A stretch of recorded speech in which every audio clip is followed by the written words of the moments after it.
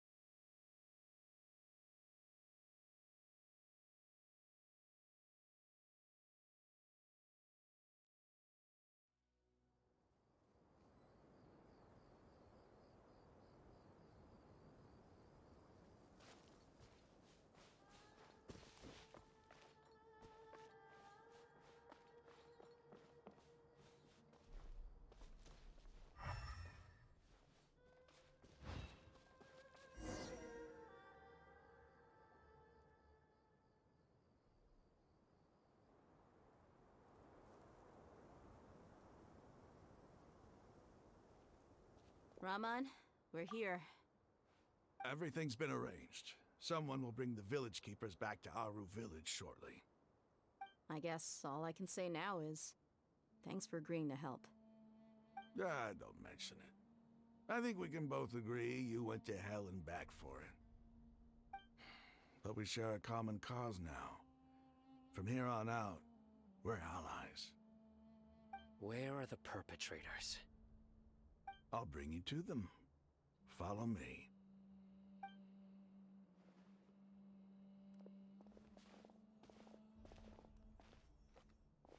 So these are the people who kidnapped the village keepers.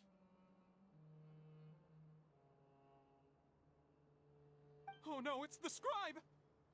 There's no need to yell. No one can help you now. We've been all over the desert trying to find you! That's right.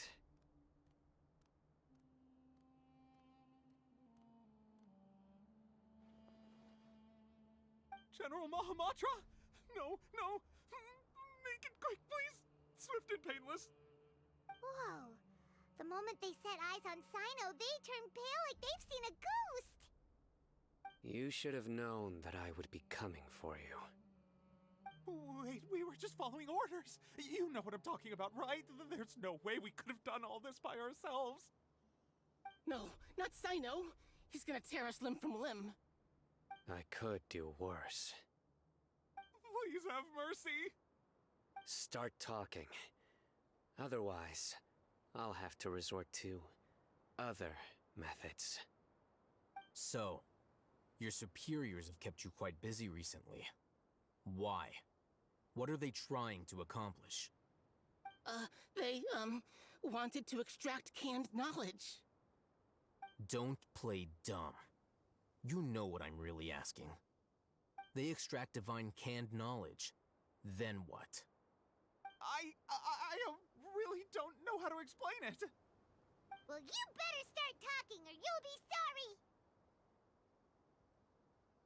You don't want to make things any more difficult for yourself, do ya?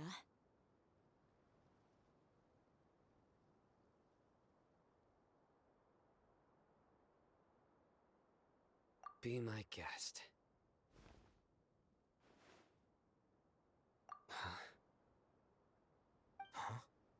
Uh-huh. That sure didn't sound like a fancy metaphor or anything. You're serious, aren't you? How did you know? There's no use hiding it now. Yes, you're right. The Academia is working on an important and potentially world-changing project. They are creating a new god. A god that will belong to them and to the people of Sumeru. It may seem as if Sumeru's academics are thriving, but ever since the death of Greater Lord Rukkhadevata, scholarly breakthroughs have been few and far between. The withering of Irminsul has been getting worse recently. The sages have tried everything they could think of, but nothing's worked. I'm always hearing them say things like, if only Greater Lord Rukkhadevata was still with us. Continue. And then, someone from the Fatui showed up. They called him the Doctor. He brought a gnosis and said he wanted to borrow the Academia's research facilities.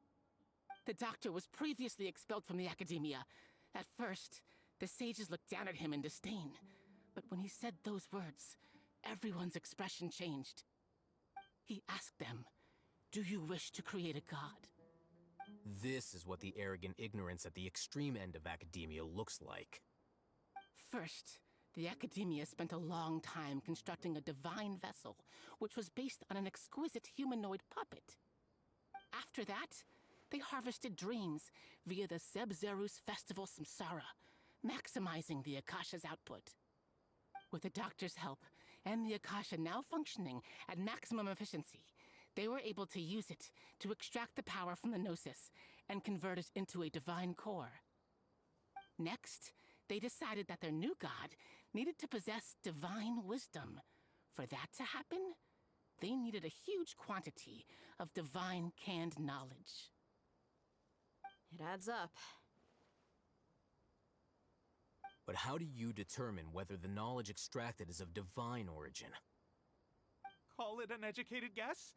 The Academia has been trying to figure out the exact source of the Scholar's madness for centuries, but to no avail. Nobody can explain the cause of this phenomenon. Surely you can see what that implies, Scribe Alhaitham. If it's knowledge no mortal can comprehend, then it must be something only gods are able to decipher. In other words, it's the source of the God of Wisdom's omniscience and omnipotence.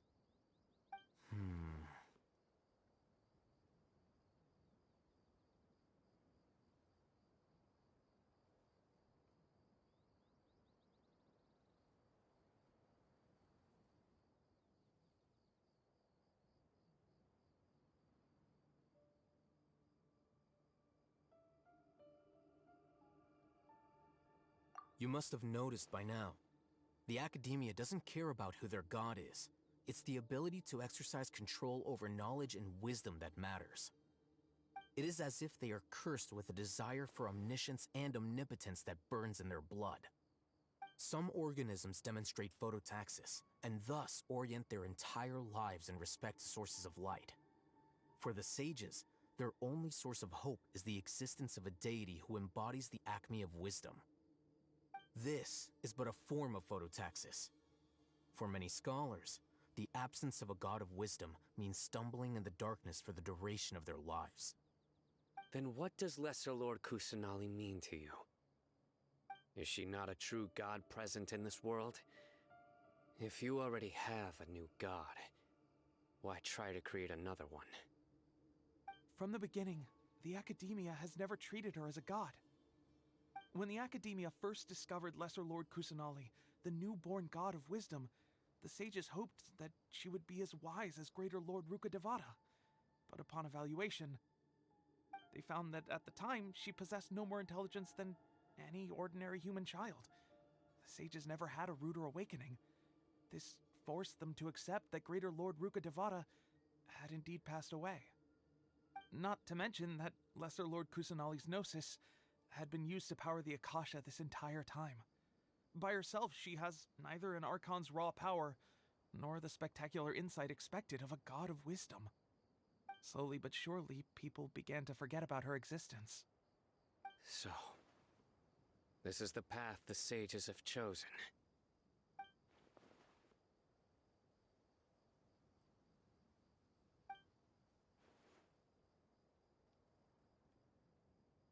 All right, let's try to keep our cool. If everyone's in a bad mood, then let's change up our scenery. Raman, give me a few men to help us escort the village keepers back to the village. And these two scholars, they're coming too.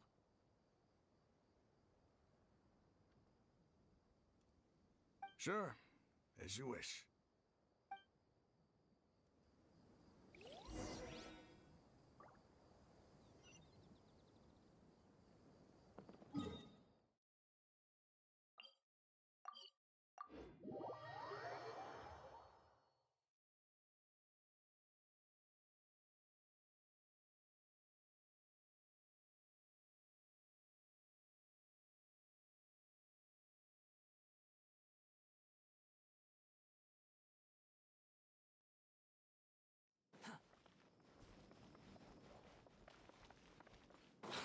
following me.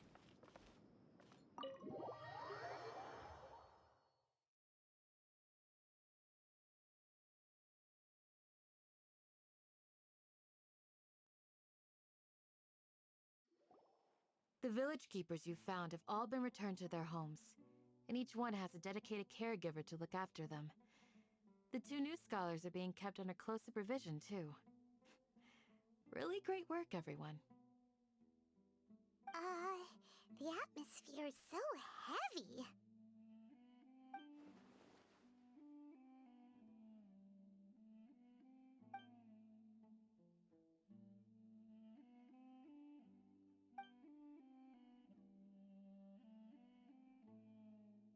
Hey!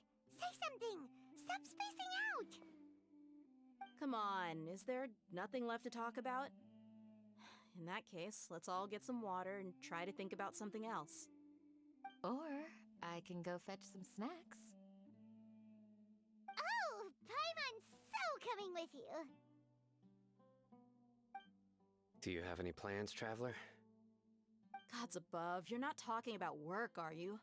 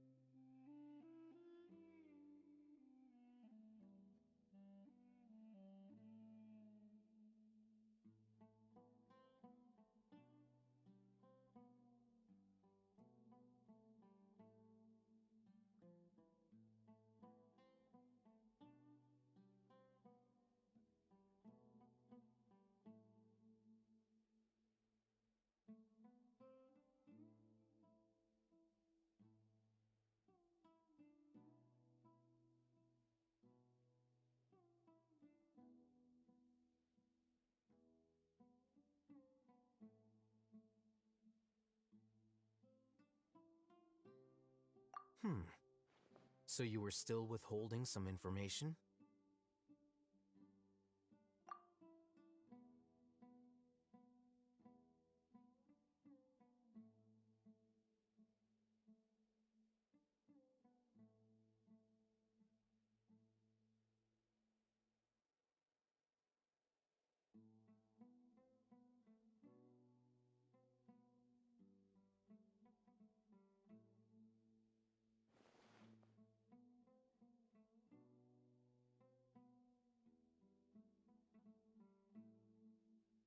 Even though we lived through all of this firsthand, it still feels super surreal to hear you talk about it again.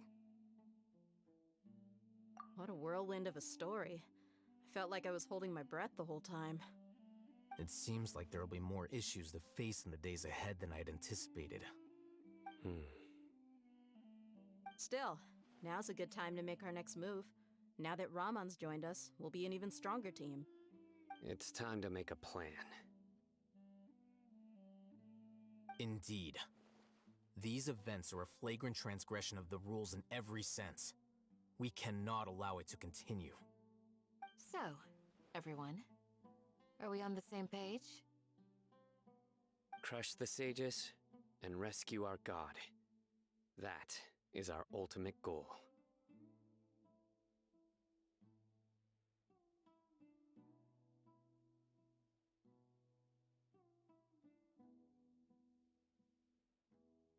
Well, let's brainstorm a little more about what other resources we can draw on. The next time we gather here, we must have a solid plan. Yep, it'll work out for sure.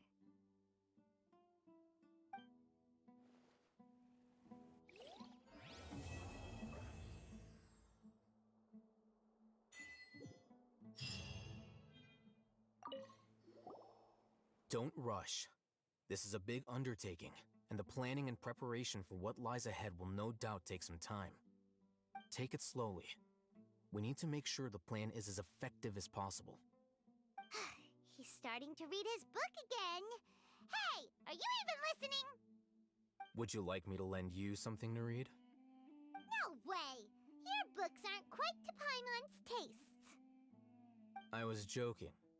I know my books are far too difficult for you, and I have no intention of lending them out. Ugh, you're so annoying!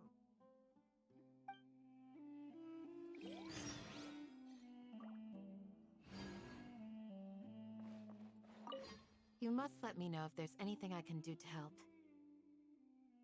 Though I cannot leave our village, I can't help but feel stirred when I see the looks in your eyes. I've never felt as roused as this when fighting alone in the past. I suppose this must be the power of camaraderie.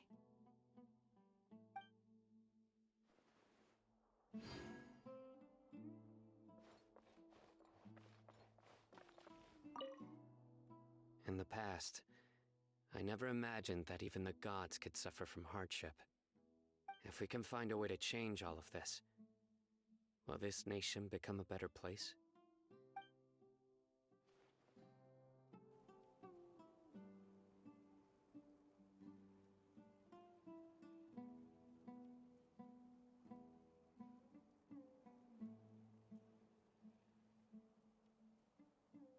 Hello there.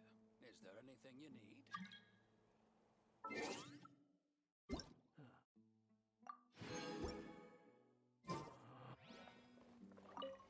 The past few days have been some of the most challenging work I've ever taken on. And none of it'll earn me a single mora. I can't believe it. Look on the bright side, Dia.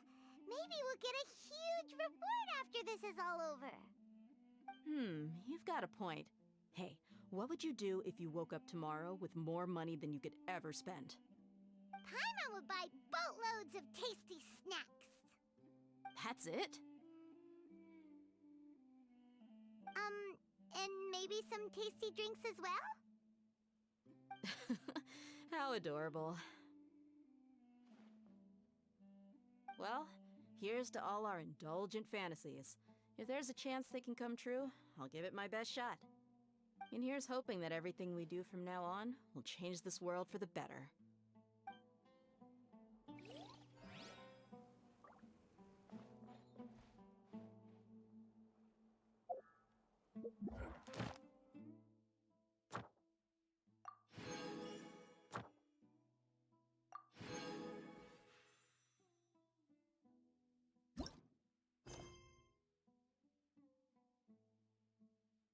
There's no such thing as pure freedom in this world.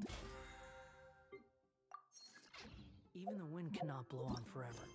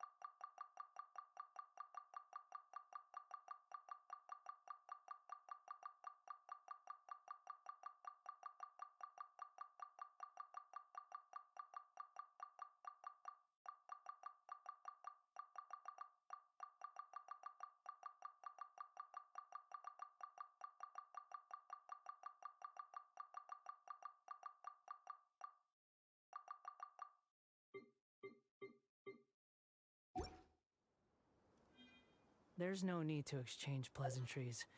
It's rather pathetic to force a conversation just to occupy silence. Don't even think about it. Soldier beasts are meant for transmission.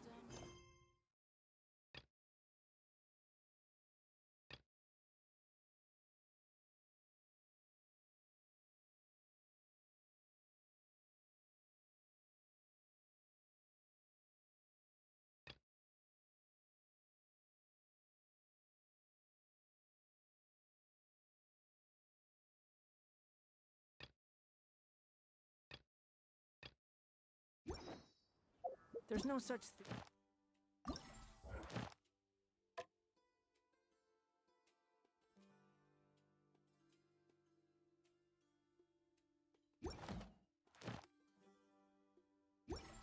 Is pure freedom.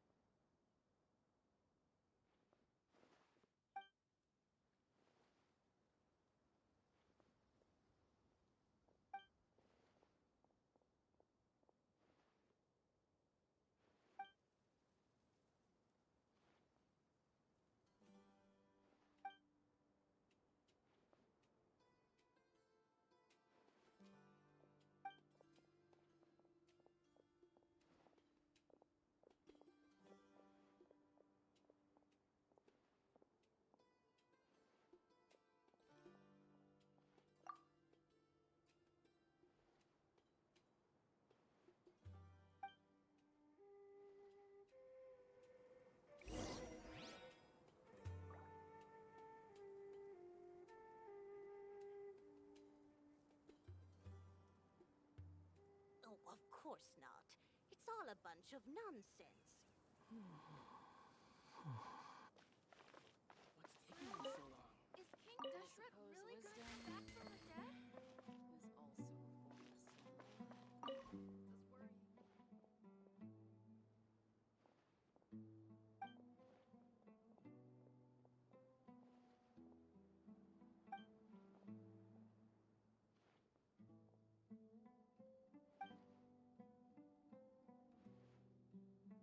Does worry.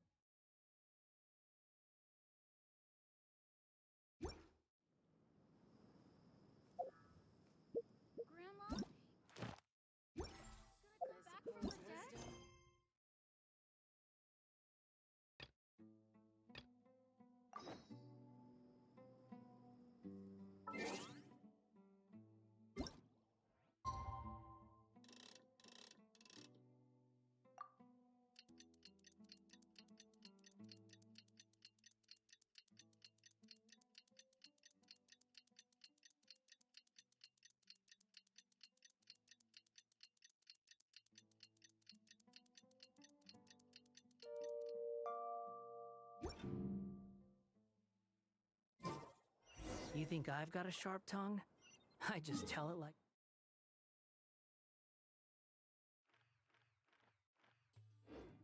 it is. If someone can't handle it, maybe that's their problem. Oh, of course not. Candace, we're here!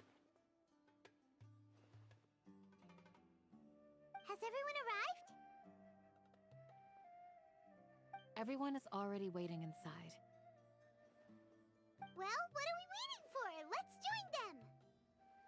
Please, wait a moment.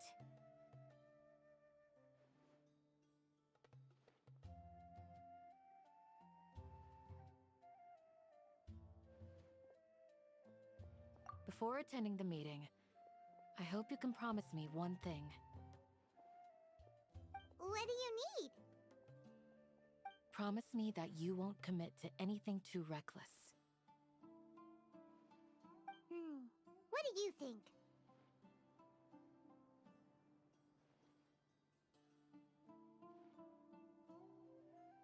Okay.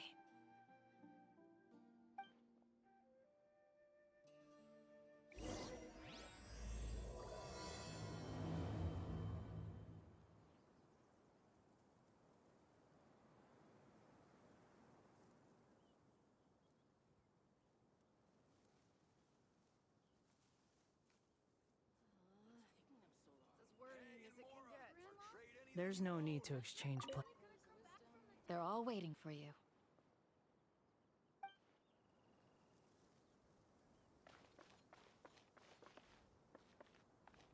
Oh, of course not. Looking to buy some handmade goods?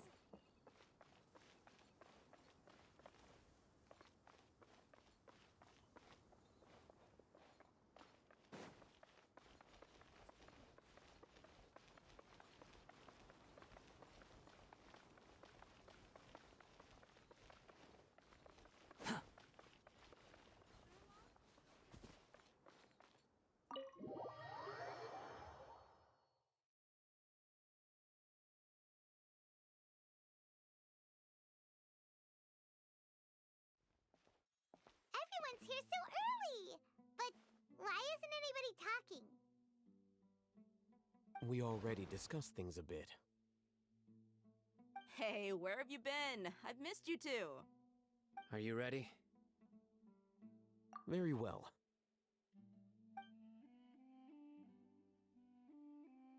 Are you sure this is gonna work? I gotta admit, it's bold. Color me impressed. It's worth a try. The point of discussion is to arrive at a solution. Let's cut the small talk and move to the next point. You're making Paimon nervous.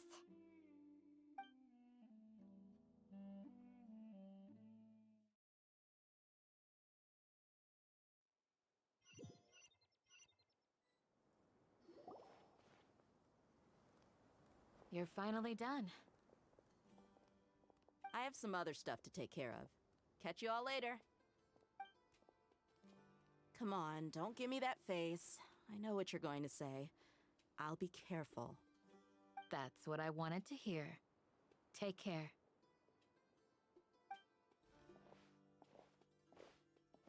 Well, traveler, Paimon, judging from your expressions, the meeting must have been quite productive. You can tell? I'm not that good at scheming or strategy, but I can sense people's emotions. And based on your reaction, things must have gone quite well. Paimon's a little worried. Hopefully nothing will go wrong. To be honest, I feel the same. But you're already some of the most capable people I know. So you have my trust. Candace gave us a compliment! Your deeds speak for themselves. Candace, we stayed behind to tell you that, although you won't be coming with us, we'll be sure to remember your words. I'm very glad to hear that. I've said the same thing to everyone here today as I said to you when you arrived. Your safety is the most important thing. Only when you're safe can the plan be successful. So please, take care.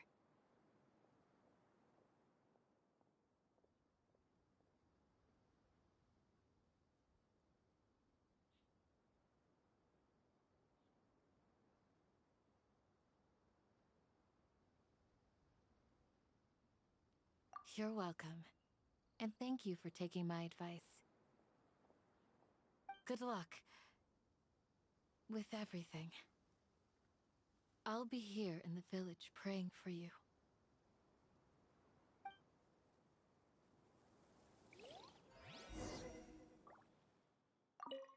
Stay safe, everyone. I'll be here praying for you. Good luck.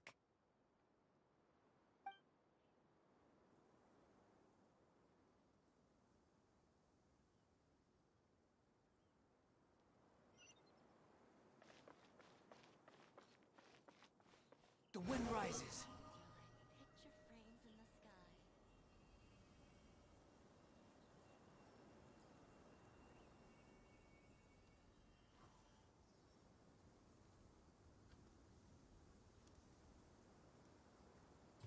sky. Sounds good.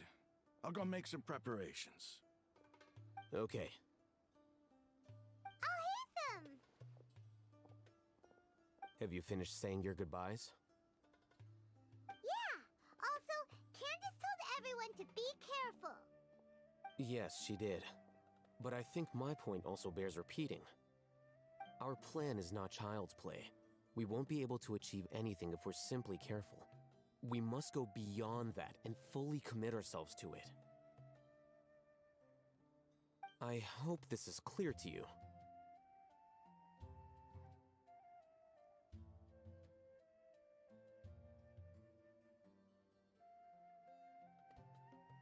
Huh? Shouldn't you be saying something more cheerful to boost our morale right now? Didn't we already do that during the meeting? You can never have enough words of encouragement. In that case, Candace can cuddle you to your heart's content while I continue to remind you of the seriousness of our situation. We all have our jobs to do, after all. It's like how some people can be put in charge of logistics while others will fight on the front lines.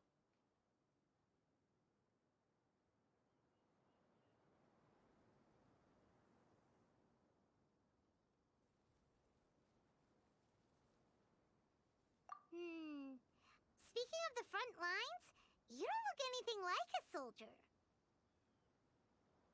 Of course. Compared to the mercenaries, I'm merely a feeble scholar. But the advantage of not being a mercenary is that I get to stay in a safer place and offer my strategic insight. Just think about that mercenary who lost his mind. Mercenary groups are facing constant danger every single day. Well, being a scholar is also a high-risk occupation, and you are a scholar. I'm not like the rest of them. Even among members of the same species, some will exhibit far more potential than others. This guy. Paimon still remembers when those mercenaries in Port Ormos called you a lunatic. All intellectuals are lunatics in the eyes of fools. I'll take that as a compliment. That reminds me. Do you remember the record we saw in the King Deshret ruins? It mentioned forbidden knowledge.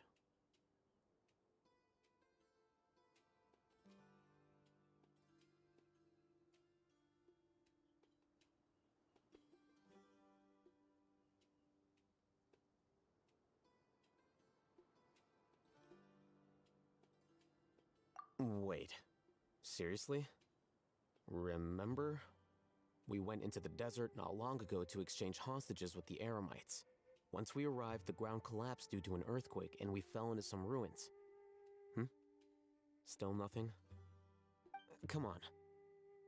It was a remnant of King Deshret's bygone civilization, and we found some messages left by a priest of the king, and learned about the existence of forbidden knowledge. Oh, it's all coming back now. Thanks for reminding Forbidden knowledge has the power to drive people insane, but this fact has never been shared with the public. Even I, who has worked in the academia for some time, was never once informed of this. I think those mad scholars and mercenaries we encountered may have all fallen victim to the corrupting qualities of forbidden knowledge. But the academia has always held a different view. They have always believed that symptoms of madness are a side effect of human contact with divine knowledge as mere mortals. Come to think of it, perhaps the academia has also never understood the true nature of forbidden knowledge, and thus always approached the issue from the wrong direction. The Withering, Elazar, and the sandstorms. Don't you think what is happening right now across Sumeru is rather similar to the forbidden knowledge pollution that occurred in the desert thousands of years ago?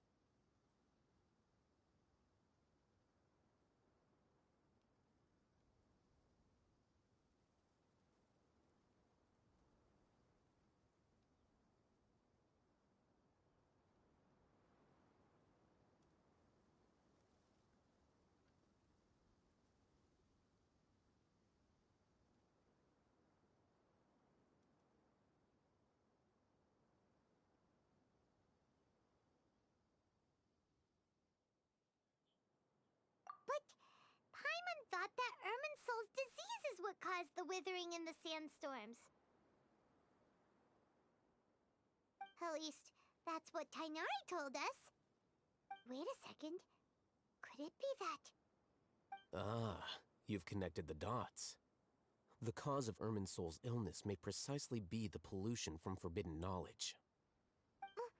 But if that's the case, what should we do? This is huge!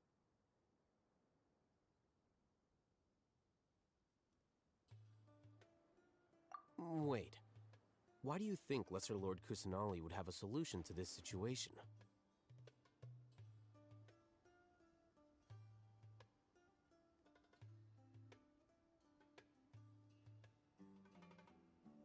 You mean, it's related to the scene you saw when you passed out in the Avidia forest? That whole, the world forget me thing? In that case, it's imperative that we rescue Lesser Lord Kusanali. Only by working with her to save Irminsul can we completely resolve the problems Sumeru currently faces.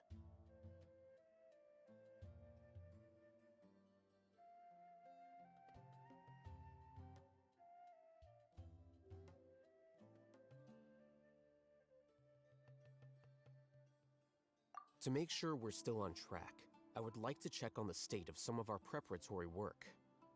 Where are we going? To an Aramite base.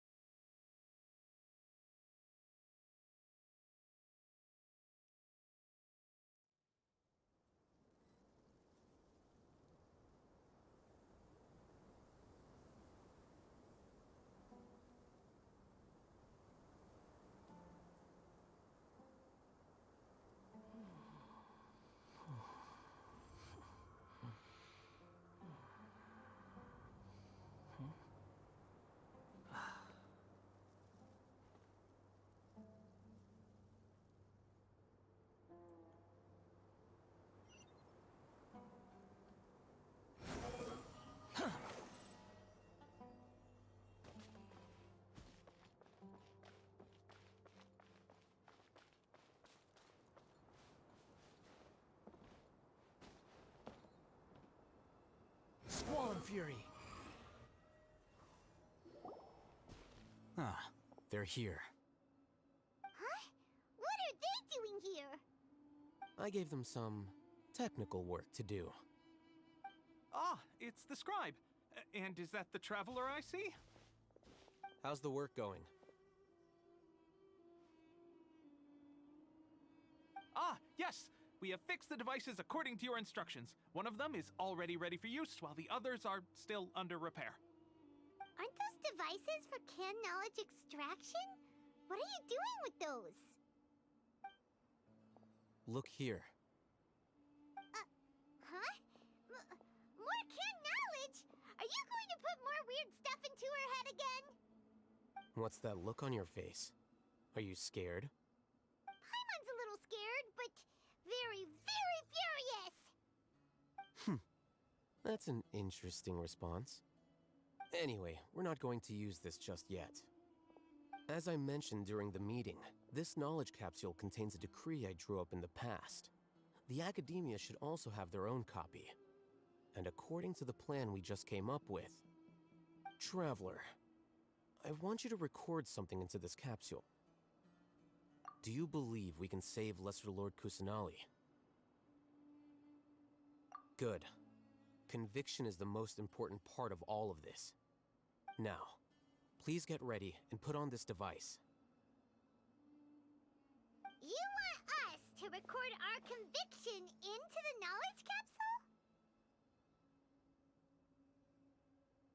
Yes.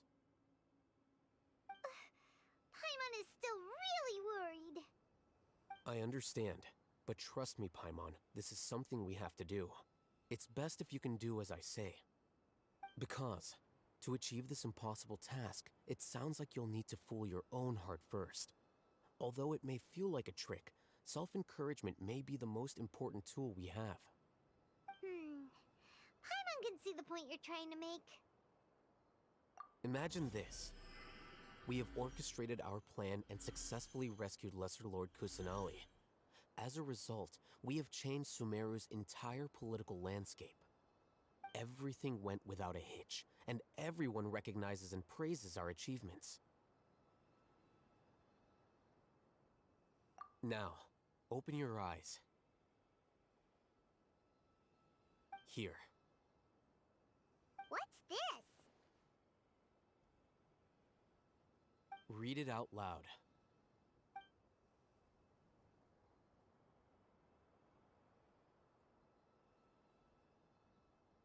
It's done. Is your head okay? Does anything hurt? It's just a recording. There should be no negative effects. But what was the point of doing this? Paimon doesn't get it. And that's perfectly fine. In any case, these capsules aren't meant to be used by you. Huh? What do you mean? Have you forgotten? Our plan needs to account for those who have long relied on the Akasha. You may find it hard to believe, but for those people, everything the Akasha transmits to them is nothing short of absolute truth. Imagine if you've been using a device like the Akasha since the day you were born, and this device has always supported you during times of need. After all that time, what do you think you'd become? A fool? A machine? A slave to orders. And that's why rules are so important. In addition, those who understand the rules can delineate boundaries and identify gray areas. But why would you need to identify the gray areas? You could say that those kinds of ambiguous zones can be very interesting. One might even say they're advantageous in the right hands. The things you're interested in are really out there. Are all Sumeru scholars like this? Anyway, that's enough chit-chat. I'm going to take those two to work on some small projects. You can head to Caravan Rebot and start preparing for the next step. Small projects? We're going to tinker with the Akasha terminal and make a few modifications.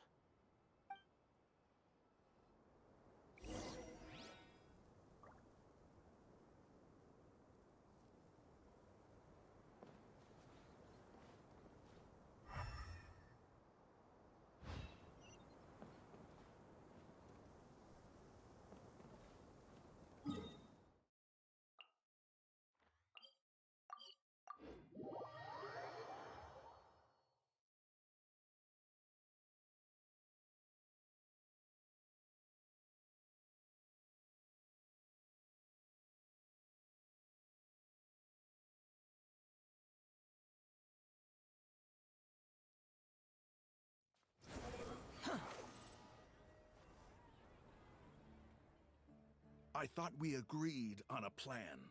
How can you go back on your word? The plan is too radical and carries a high risk for casualties. I've given it a lot of thought. And in the end, I still can't agree to it. But it's still the best plan we have. As a former Matra, you of all people should be able to see the bigger picture and recognize the innate advantages of our plan. I did. And that's how I saw the danger behind these so-called advantages. Al-Haytham's plan is even more radical than I imagined. Huh? Why are you guys arguing? My friend, you're just in time. Why don't you help me persuade Sino? He's turned against our plan. We agreed to work out a plan at the meeting. As mercenaries, you're familiar with the local environment, so you'll take care of the specifics. But then, you went to Al-Haytham for suggestions.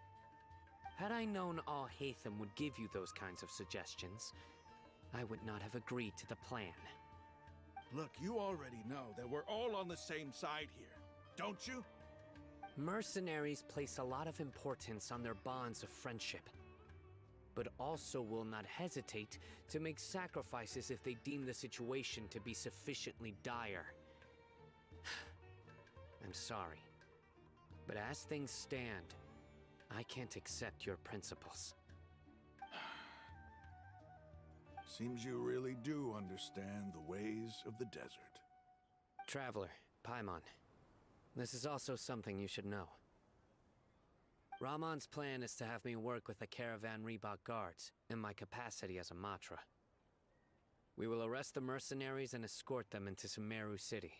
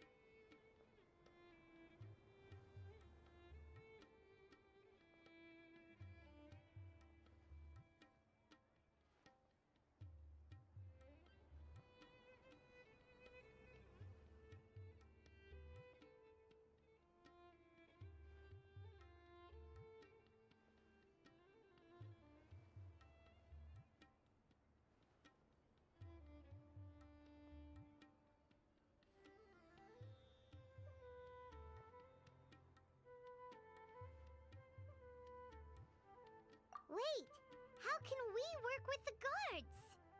We can't get through that wall easily, remember? Caravan Rebot would never let so many unregistered members of the Eremites enter Sumeru City.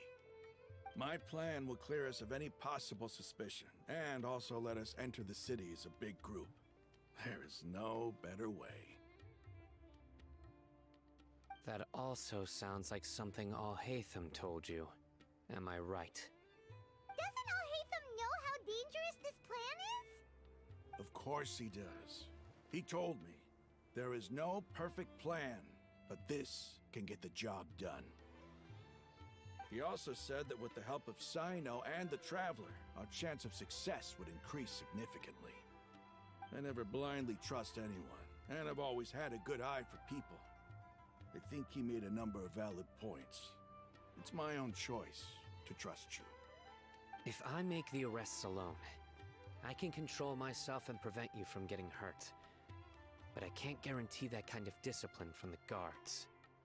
To make the whole thing more convincing, you'll need to resist to some degree. Casualties are inevitable once push comes to shove. I'm okay with the deaths of enemies.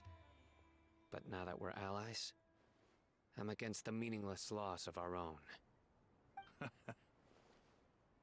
can't believe a Matra would actually care about us. I've lived a hard life, and I can say that people like you are hard to come by.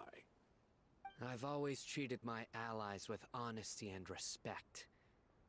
They have the right to know important things like this. Now you're making this hard for me. Hey, is there something we can do to help?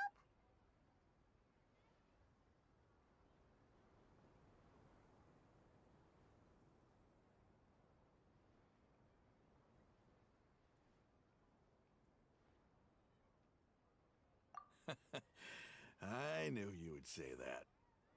We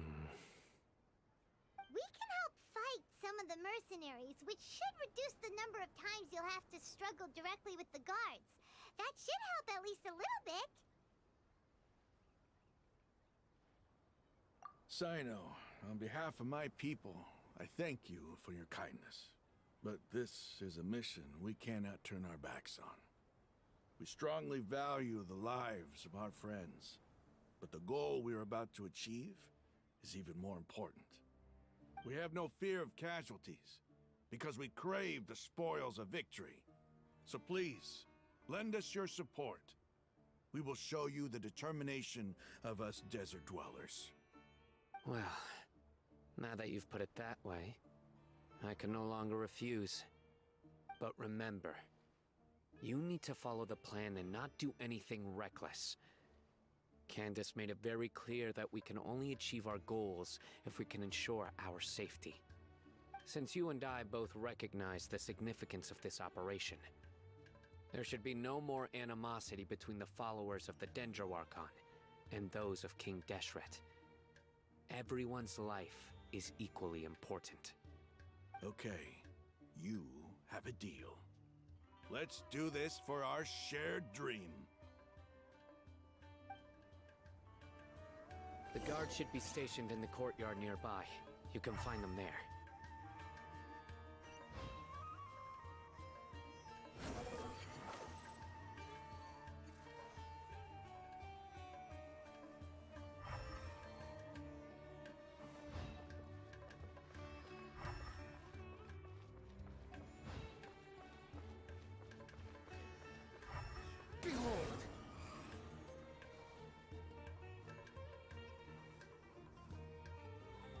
Guards! General Mahamatra! To what do we owe the honor? Keep your voice down. This is a secret operation. I'm going to arrest a large criminal gang near this location. According to the Academia's Guide and Regulations on Secret Operations, I have the right to ask for the cooperation of Caravan Rebot. Ah, of course, of course. Mahamatra Sino's order is the Academia's order. Just let us know what you need. But who exactly are you planning to arrest, and how many people are you expecting? Depending on the scale of this operation, we may need to report it to our superiors. They're a squad of Eremites whose number is comparable to Ain el Akhmar in Port Ormos. They're involved in the theft and resale of supplies from the Academia. As many as Ain el Akhmar? This should definitely be classified as a joint operation. Then I suggest that you report this to your superiors as soon as possible, and treat it as a top priority desert operation. I will need personnel. Got it. Please wait a moment. I'll contact them immediately.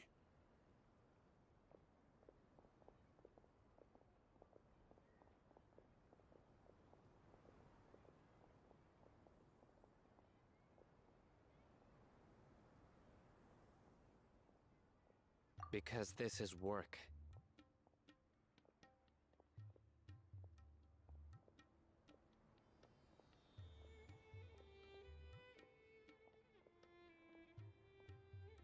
Because I trust you. Paimon can't believe you're still in the mood to chat. This whole thing has Paimon scared stiff. Aren't you even a little worried? What if these guards already know that you have betrayed the Academia and are no longer their General Mahamatra? Even if that guard doesn't know, Their superiors might, right? We discussed this, remember? The Caravan Rebot operation is of great importance. But don't worry, the guards there shouldn't know that Sino has stepped down. How can you be so sure? First, the other Matra still don't know why Sino has left, which proves that the Academia has been covering up the matter. Second, this is a crucial moment for the Academia's God creation plan. If something were to happen to the General Mahamatra, it's bound to attract a lot of unwanted attention. No matter how you look at it, they don't seem interested in sharing the news of Sino's departure. A reasonable inference. I agree. Which brings us to our next issue. I'm sure some of you have been wondering if the prediction function of the Akasha will affect our operation. The Akasha is still in operation, so I must remain on high alert. Actually, considering the power of the Akasha, it's quite strange that it hasn't already tried to interfere with my actions. I've given that a lot of thought. For now, I don't think you'll need to worry. If you remember, when you first came to Aru Village, all your actions and routes were predicted by the Akasha. It even gave that information to those who kidnapped the village keepers. But things like that never happened again after we met up with the Traveler. That's true. But why? Look at it from a different angle. Why do you think the Akasha will predict your actions? Because my personal data has been entered into the Akasha. That's true, but the key to this question is, how well can the Akasha make predictions about a person? Haven't you ever thought about it? Just how can it do this in the first place? Because the Akasha controls the entirety of Sumeru. The Academia firmly believes that all human actions can be explained through logic. By sorting and analyzing entered data, the Akasha can derive behavioral logic and predict the actions of those who fit an existing logic model. However, at the risk of sounding like an advocate for fallacies, can everyone truly be considered logical at all times? Emotions are part of our behavioral logic, but can you guarantee that every experience of the same joy or pain would be equally intense? How can our feelings and opinions be predictable down to the letter in every single instance? Sino, in the past, you've always worked alone. In the absence of another person who could sway you or your thoughts, the Akasha could produce predictions that were similar to your real-life behavioral principles. Decisive and principled, you were used to solving problems alone. That's why the Akasha could figure you out. But now, you've joined a team. And I believe the Akasha hasn't yet figured out the full composition of it. Our thoughts and logic have intermingled and weaved themselves together to become a complicated, chaotic mess. Any one of us could potentially disagree with another. The Akasha lacks data on these interactions, and it's impossible for it to predict your actions in the future based on your decisions in the past. After all, there's probably a limit to just how much we can be modeled or controlled by data. So, in my opinion, you're probably safe for now. Makes sense to me. I agree. The Akasha is not alive, and I don't think we can be completely controlled by something without a mind of its own. Is that so? I guess there are things that even the Akasha cannot calculate, and people will not be forever trapped by the past. I'm so glad that this is settled. Next time, pay attention during our meetings. Will do. Just remember to stay vigilant. Footsteps! General Mahamatra, we were not expecting your presence here. I'm the security officer of the Great Red Sand District. My name is Luxembarbo. This is my assistant, the Traveler. She will be working with me. The construct next to her is for her work. Beep! Construct, beep! What a great honor to meet you. Your golden hair is as bright as the sun. And, is this the latest technology from the Academia?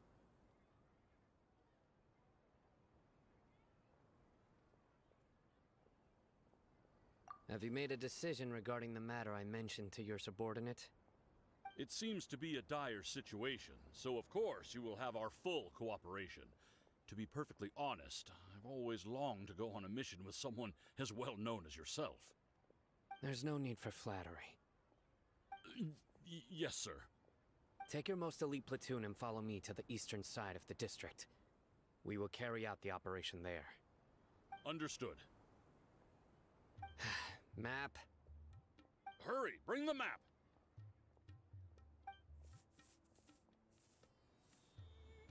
In 2 days, we will engage Rahman's Eremites and capture all of them.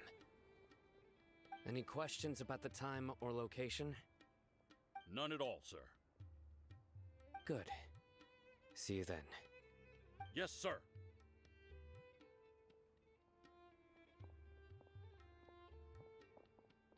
Maybe hanging around the General Mahamatra isn't so bad after all. Everyone's so respectful towards us.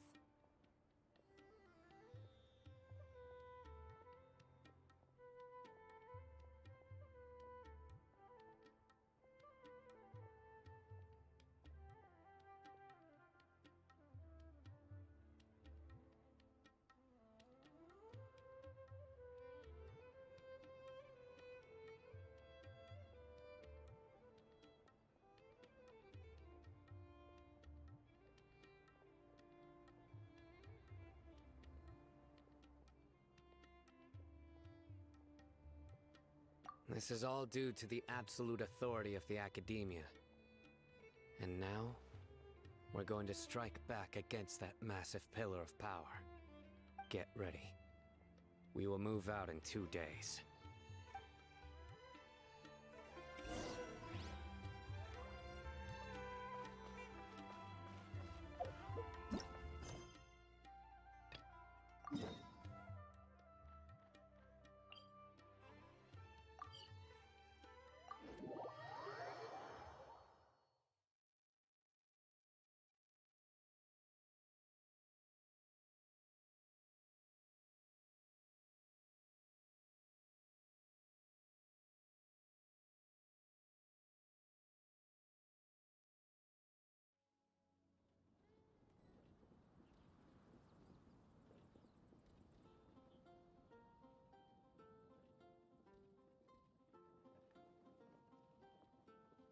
Swan Fury!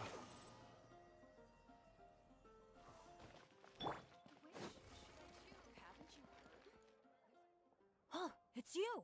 Didn't think I'd be running into you here. I guess it's my lucky day. How are your adventures going lately?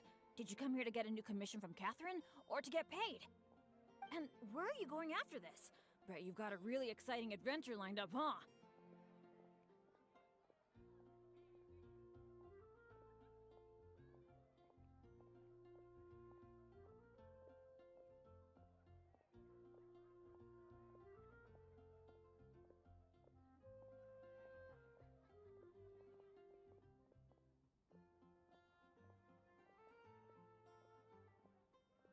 Oh, I'm talking too much, aren't I? I'm sorry. I was just so excited to run into someone I admire so much. And, maybe a little starstruck too.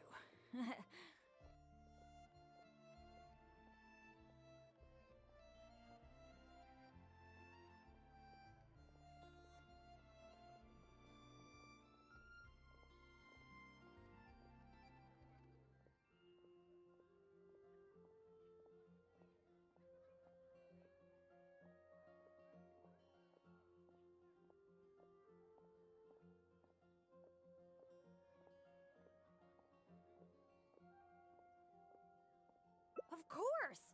You're the mysterious traveler, the hero who quelled the Storm Terror crisis, and the leader of your own adventure team to boot.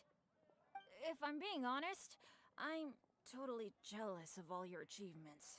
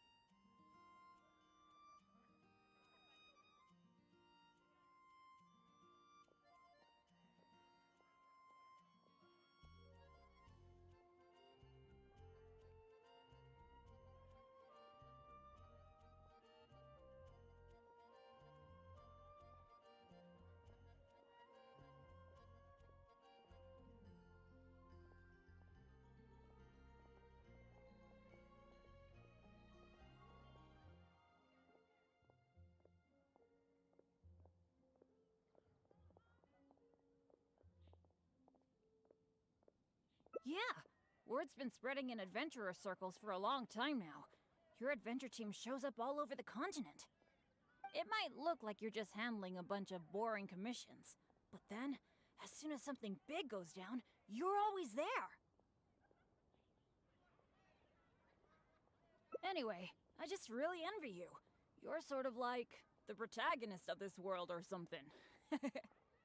Me, on the other hand, I'm just some unlucky guy. My adventure team even... never mind. I shouldn't get all down in the dumps in front of someone I admire. I should be open to see what I can learn. Speaking of which, I have a favor to ask. When you go adventuring later, can I come and watch?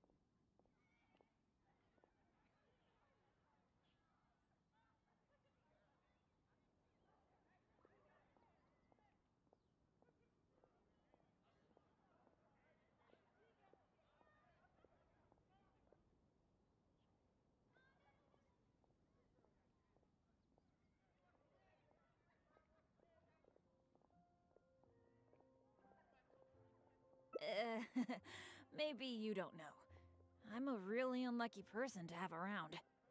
If you brought me along on an adventure, my bad luck would probably just screw everything up.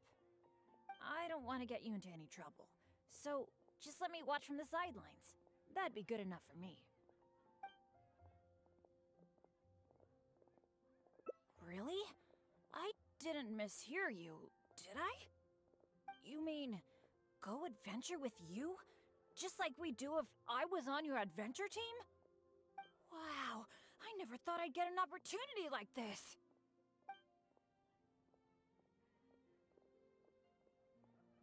Aw, shucks. Hearing you say that has got me all flustered. But I'm happy to hear it.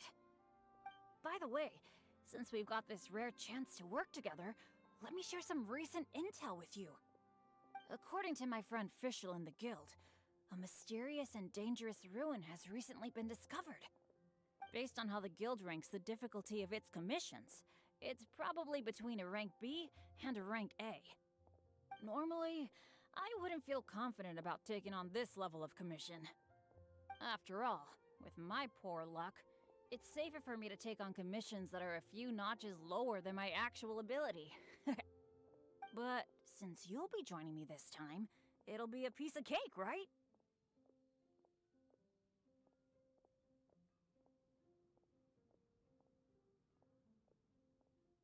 Of course! Defeating Storm Terror puts you on par with Guildmaster Cyrus in my mind. By the way, this ruin might be a dangerous one, but that usually means there'll be some great treasure hidden inside. I can't wait! Oh, do you usually make some food before you set out on an adventure? The cautious choice. No wonder you're so good at this. Seems I really can learn a few things from you. In that case, as per your tradition, let's get cooking. Oh yeah, I actually invented a pretty nice dish recently. I can't say it's super tasty, but I think it'd be perfect for an adventure. So, how about I show you how to make it? Cool. I really miss that old feeling of working with a partner. The ingredients needed for this dish are mint, radish, and slime condensate. One of each, please. You got that, right? I'll wait for you near the pot at Good Hunter. Come find me when you're done collecting.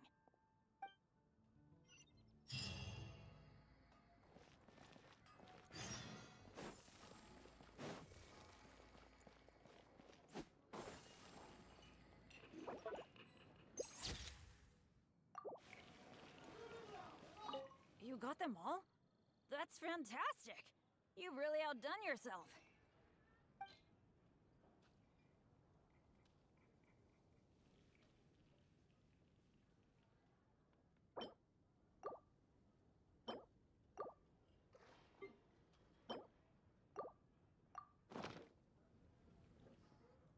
Now that we've got our ingredients, allow me to handle the cooking. It's done. I forgot the exact order you're supposed to add the ingredients in, but it should be all right. I'll pack it up and leave it with you until we get to the ruins.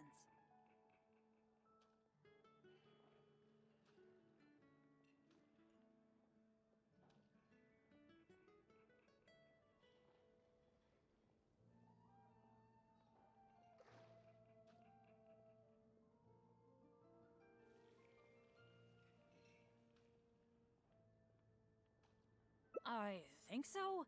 Should be pretty much basically the same as when I first came up with it, so, yep.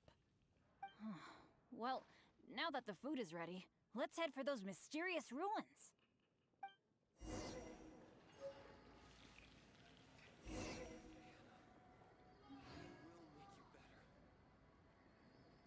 It's been getting quite busy recently.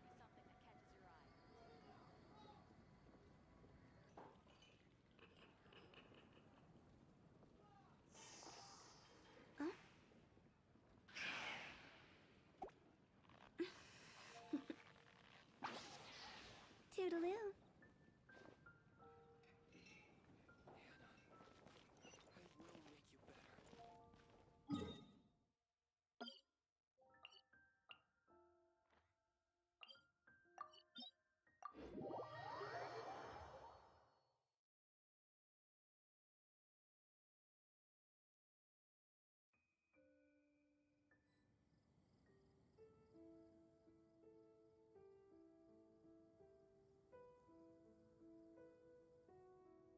When the sun's out, bathe in sunlight.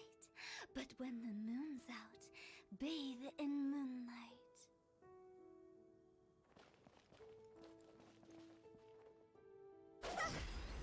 The wind rises.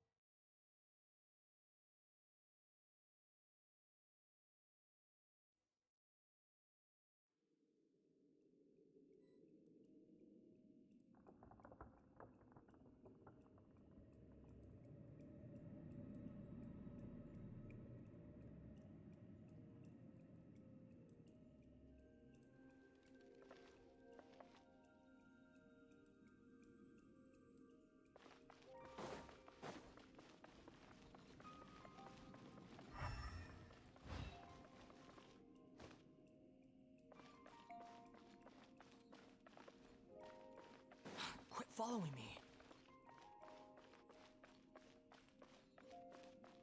Squall Fury!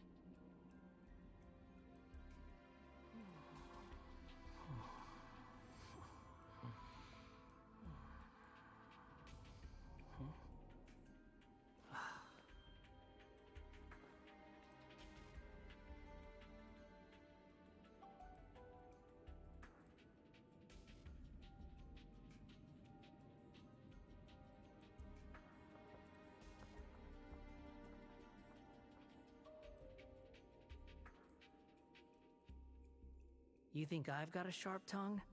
I just tell it like it is. If someone can't handle it, maybe that's their problem.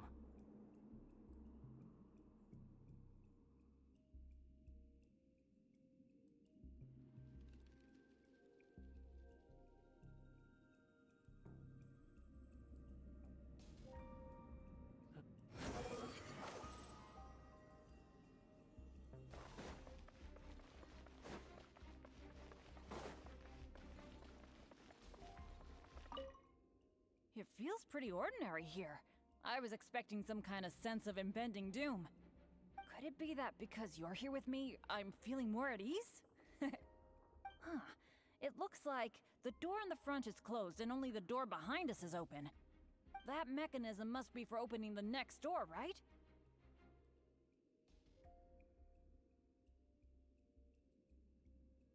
Right. Well, we're on the same page at least. I'll go try to operate it.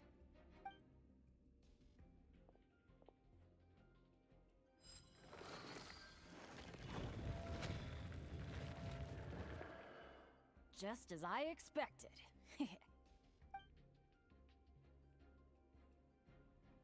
Ah, so it is. A true adventurer can't just barge on forward. It's also important to make sure there is a way back.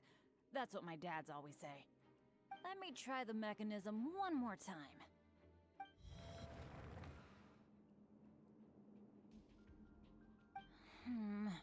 It seems to be jammed.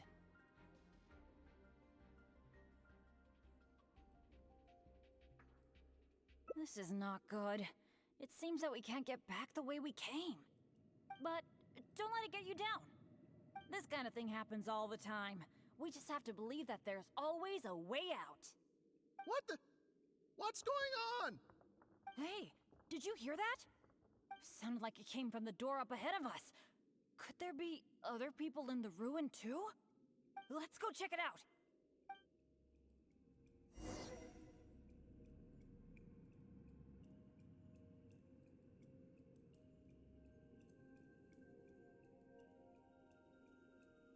There's no need to exchange pleasantries. It's rather pathetic to force a conversation just to occupy silence.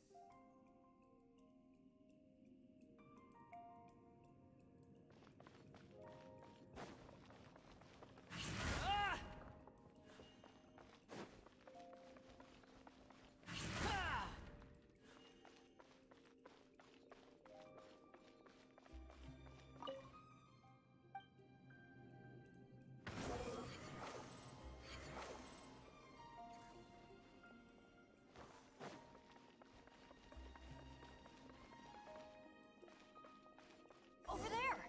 Another adventurer by the looks of it.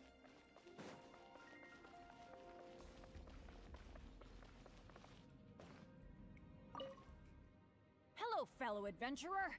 We, like you, are here to... Bennett?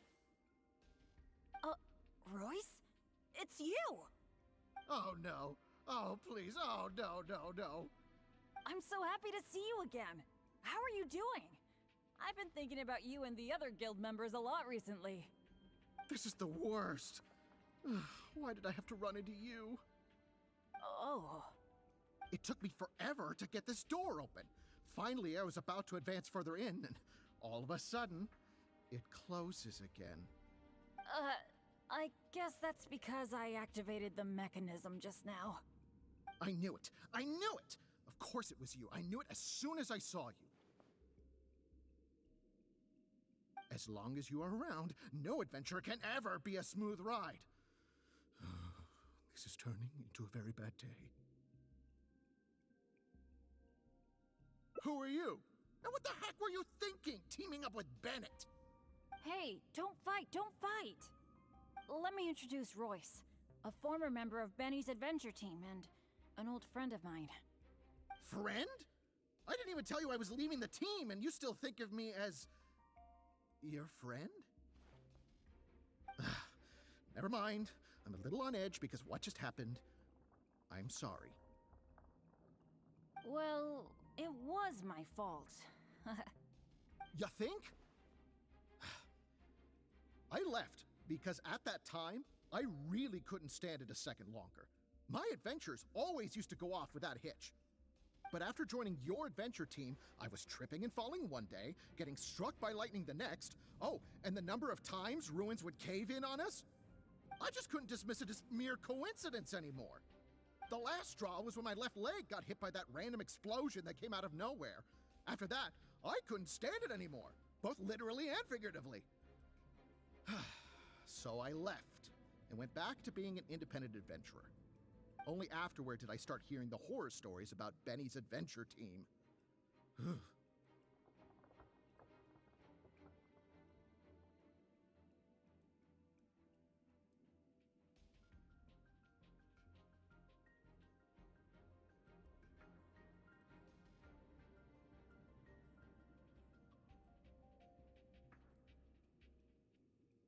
You're right. I really shouldn't have put the blame on him like that. All right. It's all in the past now.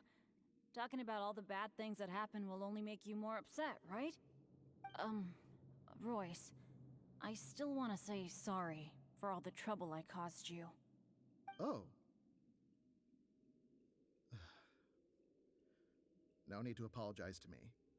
I've made my fair share of mistakes too. Oh, yeah. There's one more thing I need to tell you. The door we came through on the way in also got closed, and I don't think we can get it open again. So we're probably trapped here now. What a pain in the butt. Bennett! Everything always goes wrong when I'm with you! Oh, well, there's nothing I can do. Sorry. What am I gonna do? I've used up all my supplies already! This is it. This is how I go, isn't it? Here, today, and all because of Bennett! Well, I don't know what I could do to apologize. If you don't mind, maybe we can share some of our supplies with you. But of course, I'll have to check with my partner first. So, what do you think?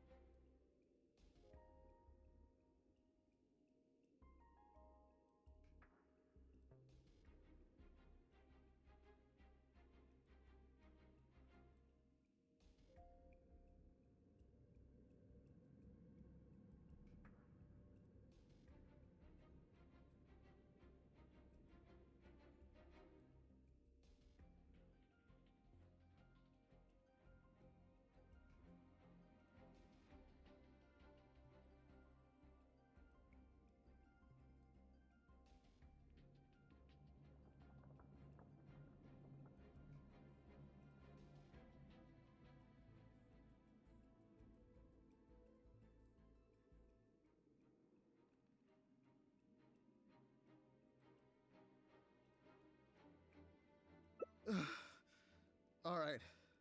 I am quite hungry. I suppose I shall accept your kind offer. Is this the supplies you were talking about? Why do I have the feeling that this dish is a bit suspect? It's fine, honestly. It's been with my partner all along, so it shouldn't be tainted with my bad luck. If that's true, then... okay. Anyway, this is not a time to nitpick. Then, I guess I'll just have a little bite.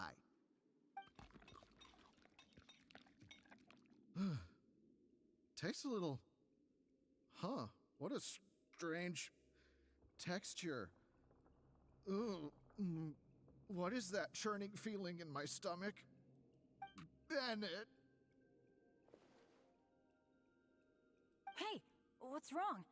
Royce!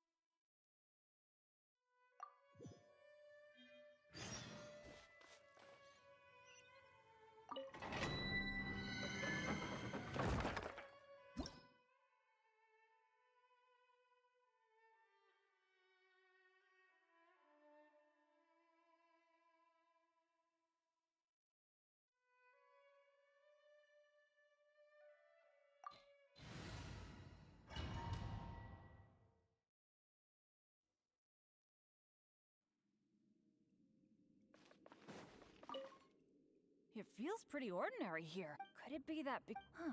That mechanism must be for opening the next door, right? Right. I'll go try to...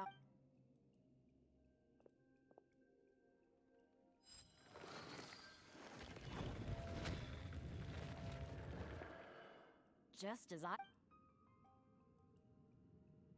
Huh. Let me try the... It seems to... This is not... But... This kind of thing What the? Hey, sounded like a kid. Let's go Quit following me.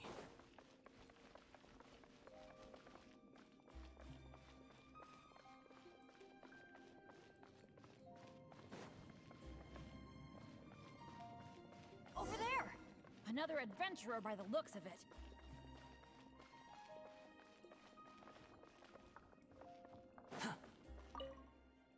Hello, fellow adventurer. We... Bennett? Oh no. I'm so happy to see... This is the worst. Oh. It took me forever. I knew it. As long as you are around, know it. Who are you? Hey, don't let me Friend?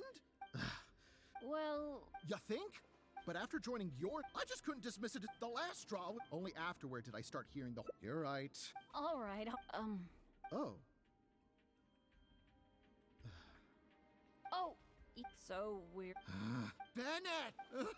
Oh. What? This is it. This... Well, but it was because of my bad luck, though.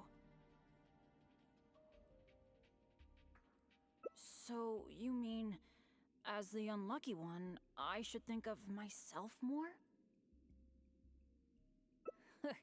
You do have a point there. It's just, I've been used to thinking this way for a long time. Hearing you say that, though, I feel like maybe I do need to take better care of myself. I'm sorry, Royce. We'll have to keep the rest of our supplies for ourselves. But let's try to find a way out together. Nobody cares about your supplies. Knowing you, they're probably cursed anyway. And as for finding the exit together, count me out. With Bennett around, I'm sure any exit I find will only be blocked. Well... Then take care, Royce. You take care too, Bennett.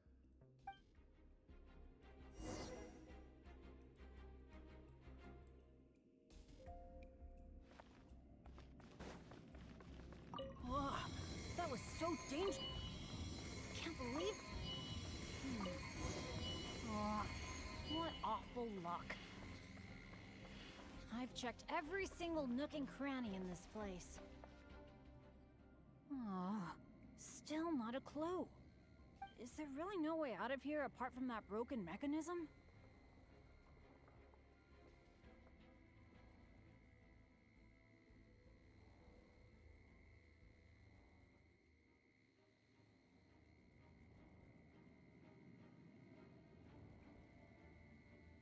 Well, guess our only hope now is to wait for help. The Adventurers Guild might notice our disappearance and send someone. Then again, that depends on how lucky we are. If the rescue team takes too long to find us, we might already be... I hate feeling helpless, sitting here waiting for the end to come. Yeah, I am being a bit too pessimistic. No, come on. This isn't like me. Okay, let's double check our supplies. Our priority right now is figuring out how long we can hold out. Take out the dish I packed. It's probably a little late for this, but it looks kind of strange. Was there really something wrong with my cooking?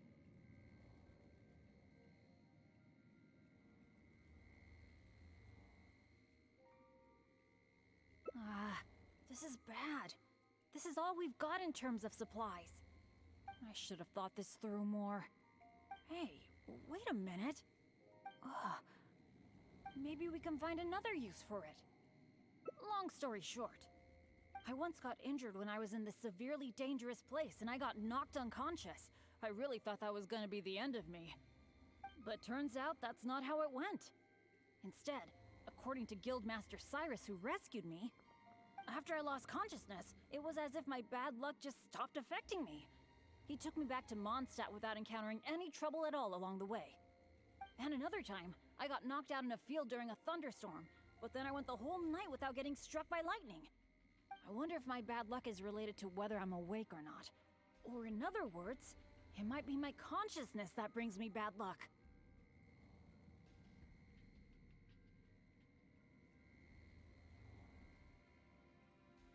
Not really a sacrifice. I was just thinking, maybe if I eat this strange dish, it's possible that I'll lose consciousness, right? Once my bad luck is gone, surely help will be here soon.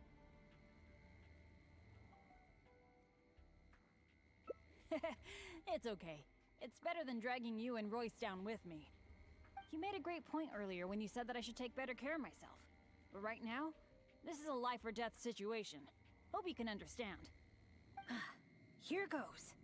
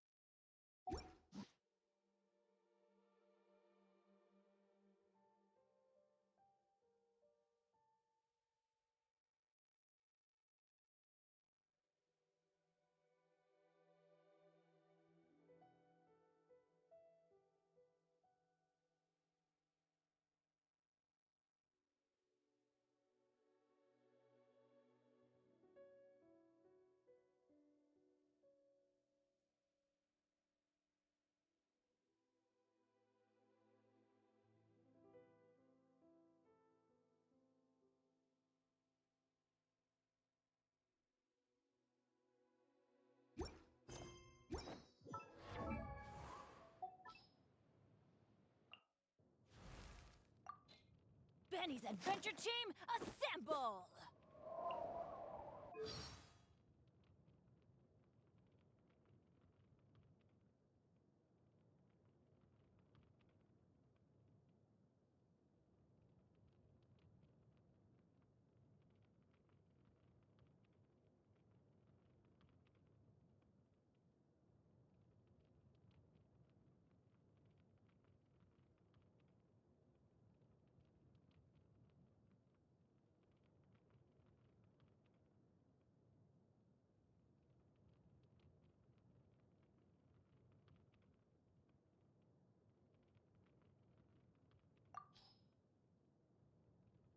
Happy birthday! Best of luck in the year ahead. Don't worry, bad luck isn't contagious. As long as I'm around, it'll be drawn to me and not you, so you're safe.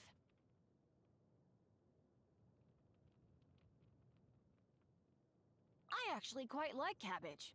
It's not much to look at, but you can't imagine a world without it. You can grow it anywhere, it goes with everything, and the flavor never gets in the way. I don't know, there's something nice about being ordinary.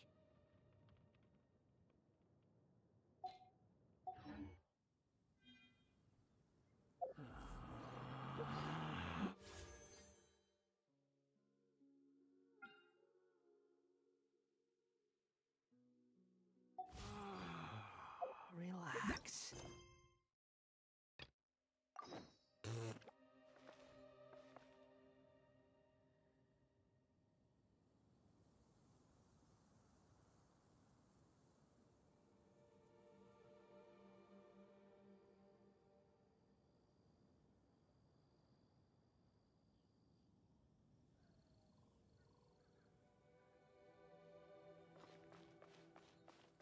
Quit following me.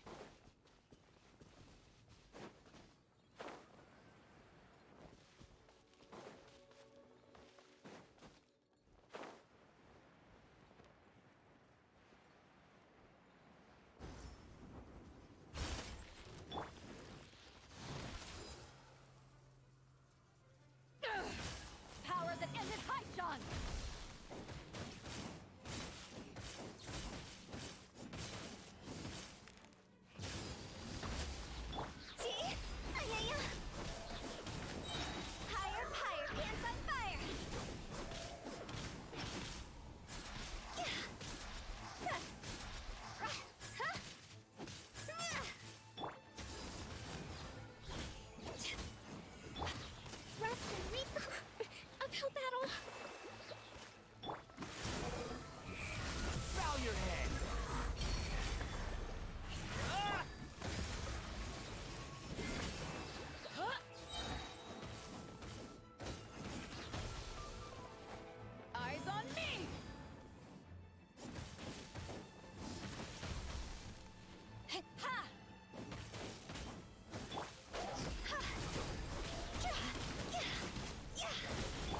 Allow me!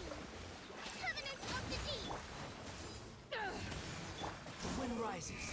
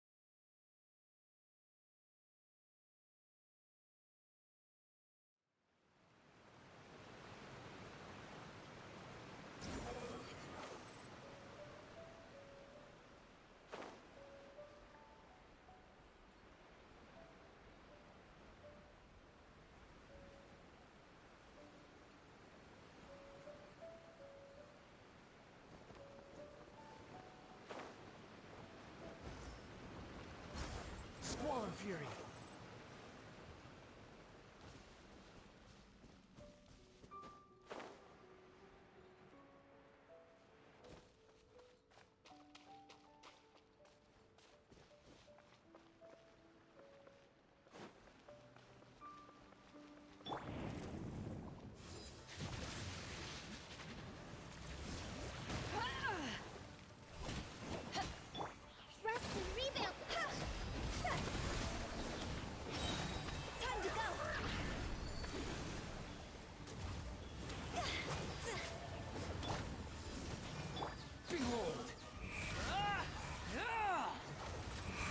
gale.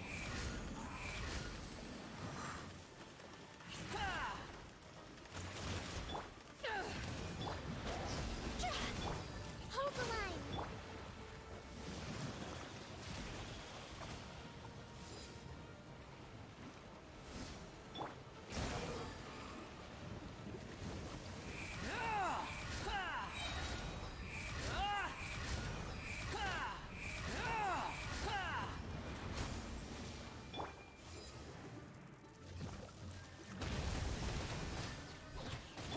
Allow me.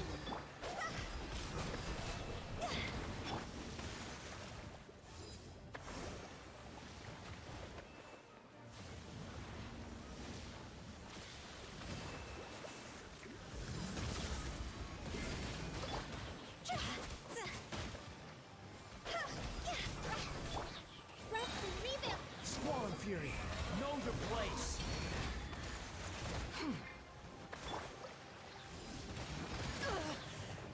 Not bad.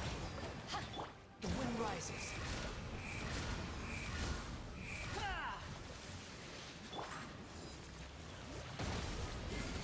To ashes! See? Lots over. Squall and Fury.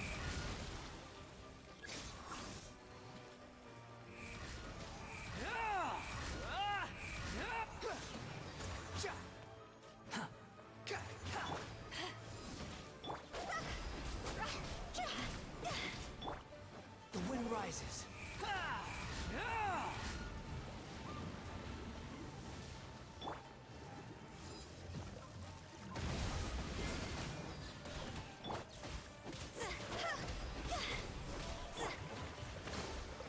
Fury, bring refuge. Time for the operation. Let's go meet Sino in the desert.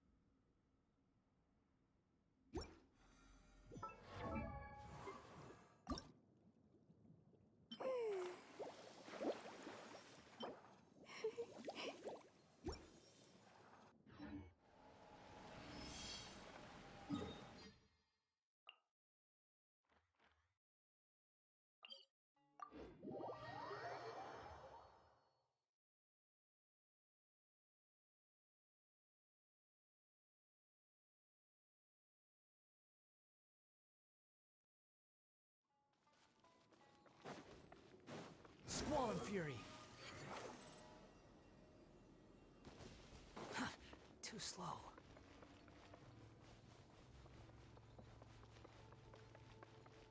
Look, over there. Our helpers have arrived already. Let's hurry over. Wait a moment. Oh, it's you. You're my assistant, remember?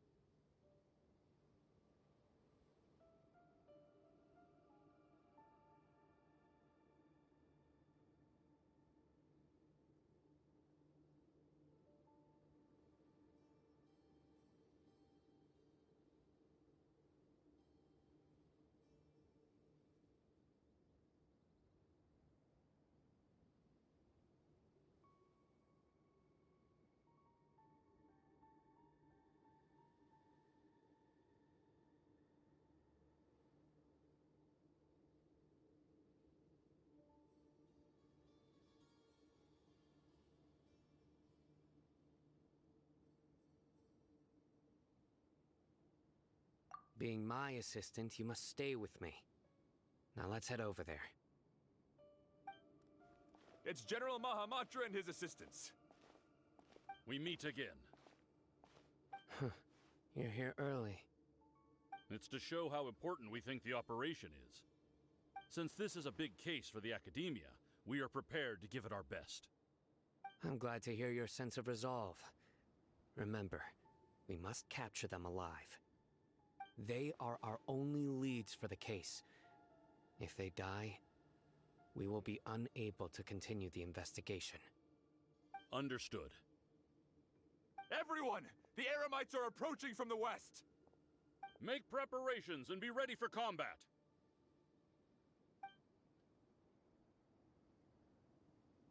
Halt! Oh? What a warm welcome! What do you want? Judging from those shiny weapons in your hands, it seems like you're not interested in a deal. Rahman, the Academia has caught wind of your smuggling and illicit sales. If you value your life, I advise you to surrender. Who are you supposed to be? A Matra from the Academia? I can't believe you came all this way just to catch us. I'm not here to talk. Oh. Nobody's given me this much time of day since I became a mercenary. Brothers! For that slight, let's wash our blades with their blood. Let's show them we Eremites are not to be messed with.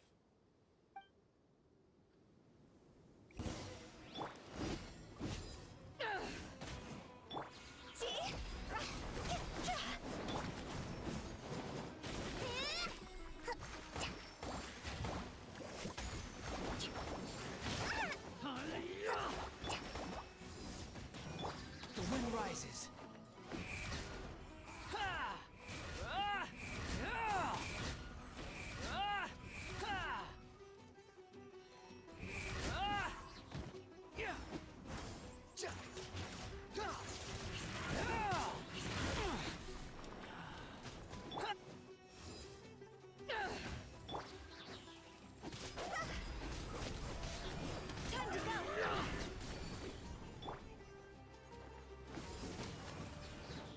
Squall fury.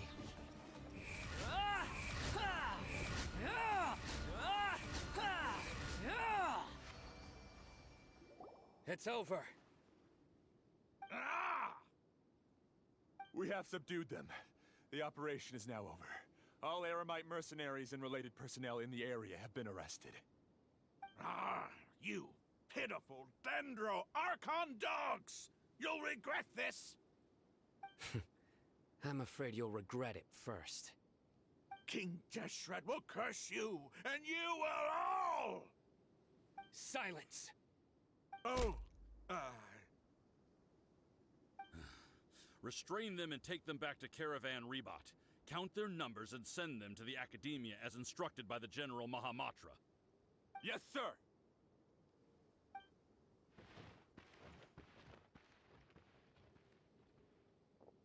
Mahamatra Sino, I will now take my leave. If you need further assistance, please come to Caravan Rebot and ask for me. Understood. You are dismissed. There they go. Let's talk elsewhere.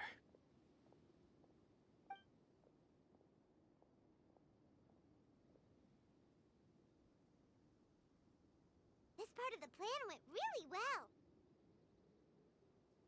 Yes, things went perfectly. That's fantastic! And that punch you gave Ramon there sure looked convincing enough. Once we're done here, I'll return to Caravan Rebot and oversee the group's transport. I promise. I'll get everyone into Sumeru City safely.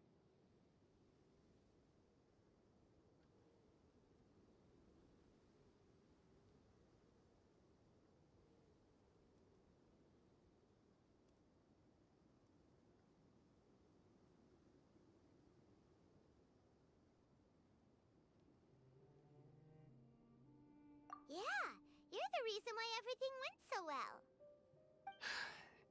It's not the time to celebrate yet. I believe Dia should already be waiting for you. Go join up with her. She will need you to introduce her to Tainari. Speaking of which, is it really okay for us not to share the full plan with Tainari? What if he'll feel miffed about it and refuse to work with us?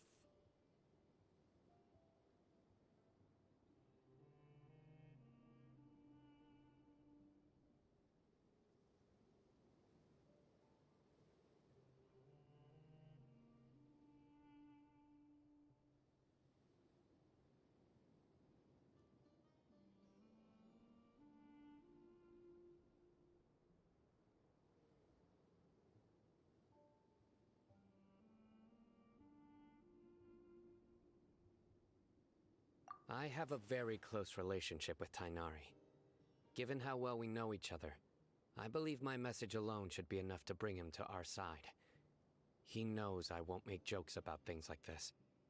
If we need help, Tainari is the best option. Get ready for the next phase of the plan. Don't keep them waiting.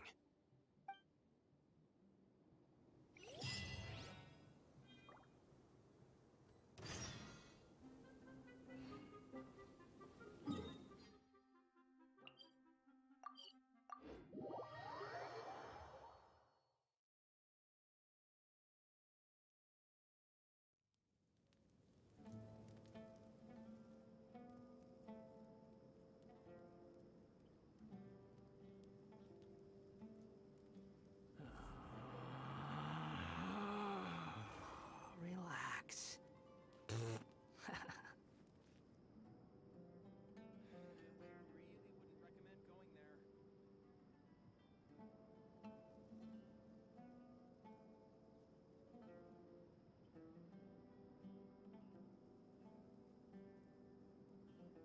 You think I've got a sharp tongue?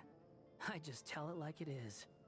If someone can't handle it, maybe that's their problem.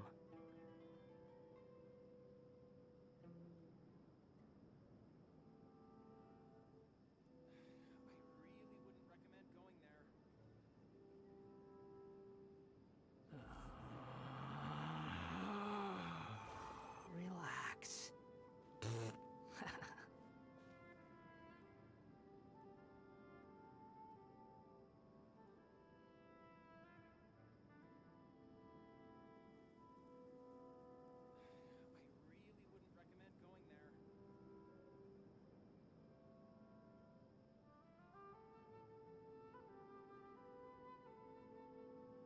There's no such thing as pure freedom in this world. Even the wind cannot blow on forever.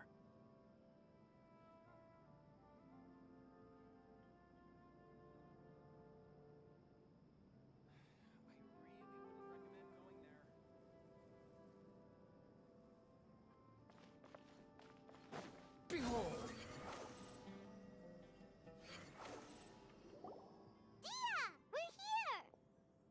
It's about time. Didn't you say our part of the plan is the most important of all? And here you come rolling in late. In the time it took you to get here, I already did 5 laps around the place, downed 7 drinks, and even did some clothes shopping. Sorry. We didn't mean to keep you waiting. I just wanted to fix your attitude and rub it in a little. After all, you took your sweet time getting here, and we've got important stuff to take care of.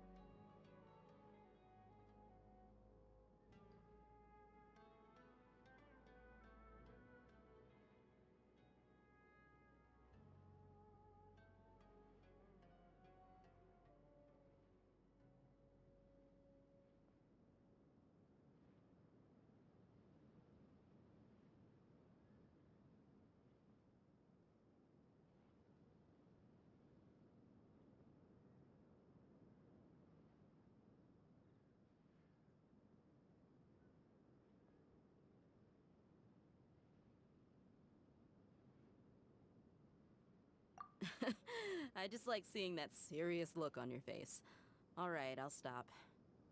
All joking aside, I'm glad you're here. Let's get moving and take care of this as soon as possible.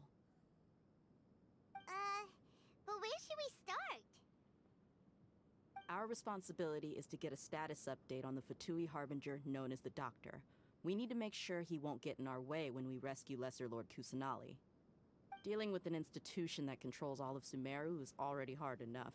If the Doctor were to crash the party, it would be next to impossible for us to achieve our goals.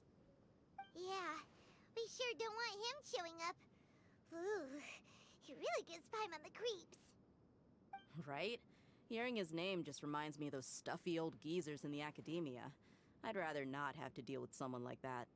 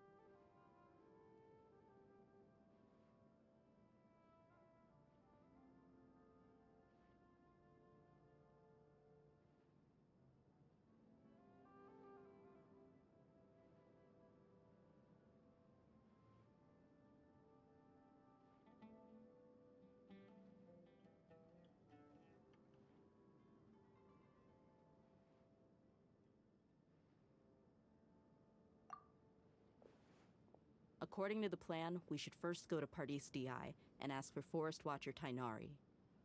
If all Hatham and Sino's sources are solid, then we can be sure that Tainari still has the Academia's trust. So, we'll find Tainari and convince him to get us the latest intel on the Doctor. Then, depending on what we learn, we'll make any necessary adjustments to our plan. The sages have placed spies everywhere on the other side of the wall. I'll follow you as a bodyguard.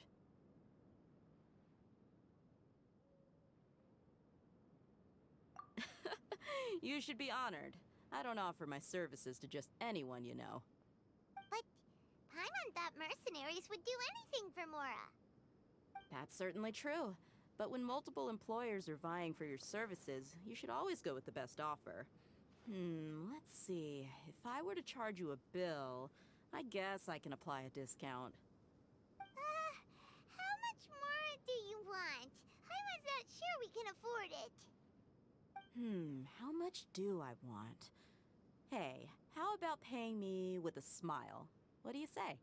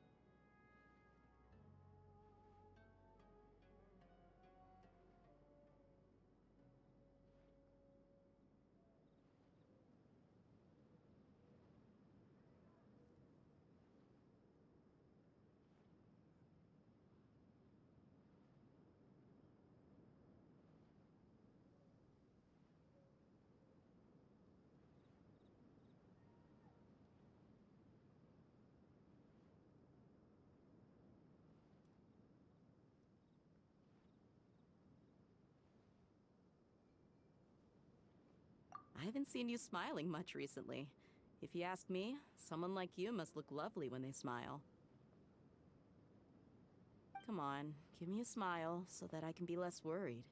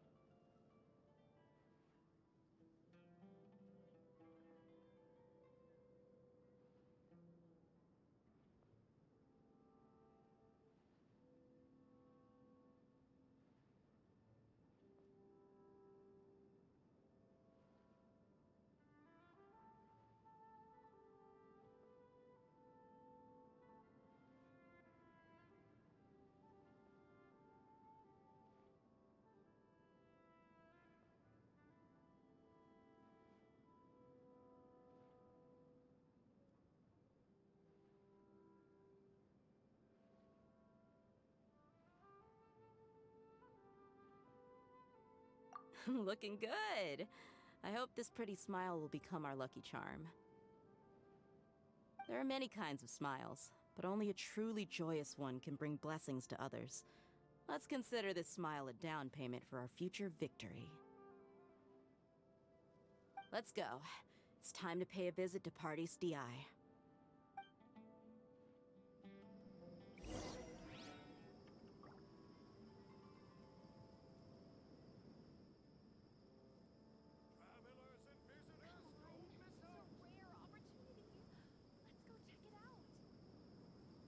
You think I've got a sharp tongue? Wind rises. Just on sight.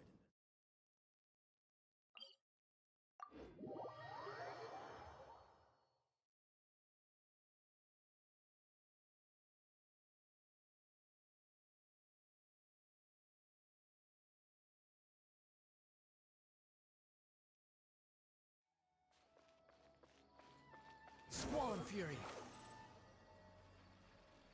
He's over there! Let's go say hi!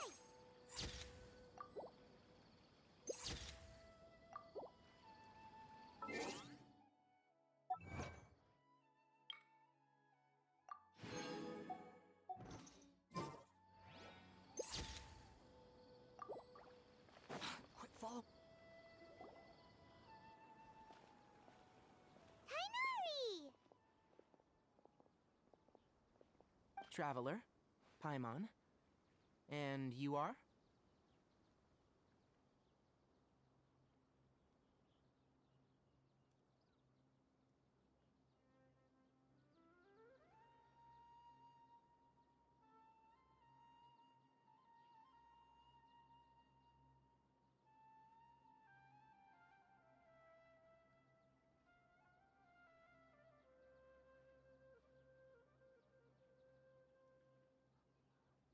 Hey there.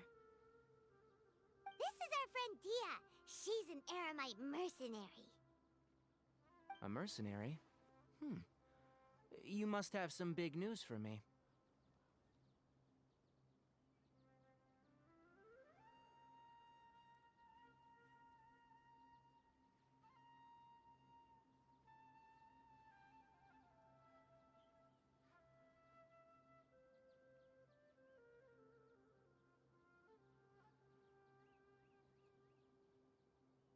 It's something really important. Please help us out.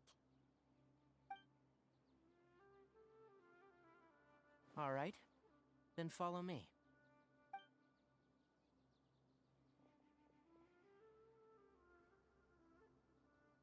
This place is better.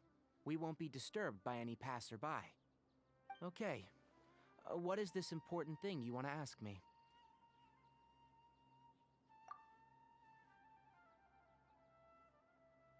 The doctor... He's that strange-looking Fatui Harbinger with the mask! Paimon thinks he has blue hair. Yes, I know him. Actually, he left Paradis Di just a little while ago. He left already? Yeah, he came looking for me. Can I ask what it was about? Sorry to ask you like this after having just met, but your answer is very important to us. For now, all we can share with you is that your friend Sino is working with us. Sino, you say?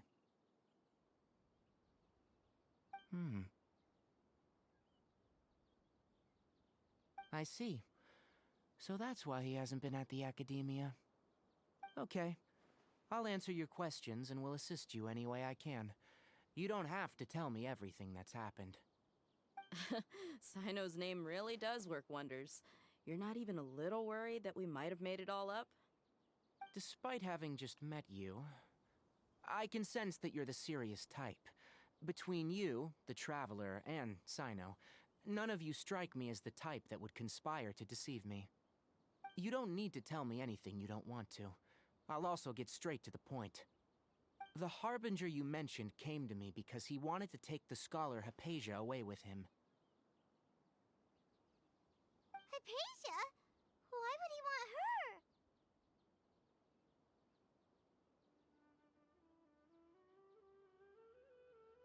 And what do you mean by take away? Is he planning to leave Sumeru? Yes. He told me his return to Snezhnaya is imminent. So you mean you're leaving this place soon? Indeed. Otherwise, we could have perhaps talked a little more. I was just about to set out when I remembered something important. To that end, I made a final trip to Paradis Di. Let me ask, have you been taking care of a scholar by the name of Hypatia? Your sources are accurate. No doubt because you've recruited many informants. But you're right. Hypatia has indeed been receiving treatment from me. Forgive me for asking, but how's the treatment coming along? Given the way you're asking, I assume you have something to say. Since you asked, I'll be frank.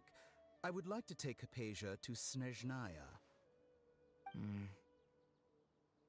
It's incredibly difficult to transfer a patient. As a scholar yourself, shouldn't you at least be aware of this? Oh? I can't believe your utter lack of faith in me, to the point of even questioning my general level of knowledge. How unbefitting. Well, you're the only one who's ever made such a request. I have my ways of keeping her safe during the journey. In addition, I can also promise that under my care, Hypatia will receive the most advanced and effective treatment. I will personally supervise her treatment and see to her recovery. Would that be agreeable to you? Hypatia was born in Sumeru and remains a scholar of the Academia. Her situation has not become dire enough to necessitate her transfer to another nation. Transporting her to Snezhnaya is risky, and the potential benefits are unknown. As the person currently responsible for her treatment, I cannot possibly sign off on this transfer. Your suggestion is rude and reckless. I'll pass. I don't know much about the doctor, but after talking with him, I realized that just like many other scholars, he possesses an aura of arrogance that I've come to detest. It's not so much that he's looking down on others, but more that he's confident in himself and his abilities to a point of near insanity. I would never refer a patient to someone like him.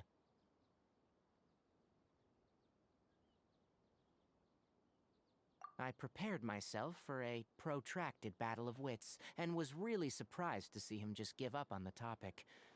Still, his reaction really concerned me.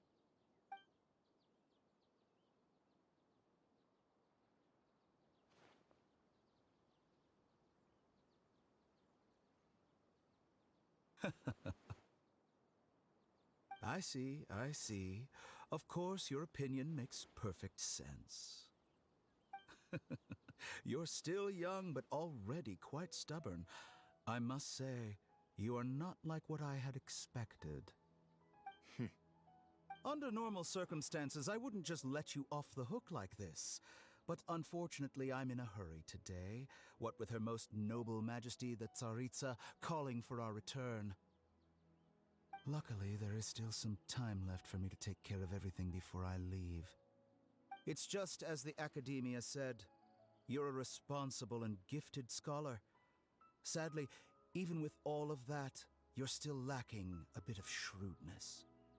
And that's also why people like you can never realize that sooner or later, everyone must pay the price for what they've learned.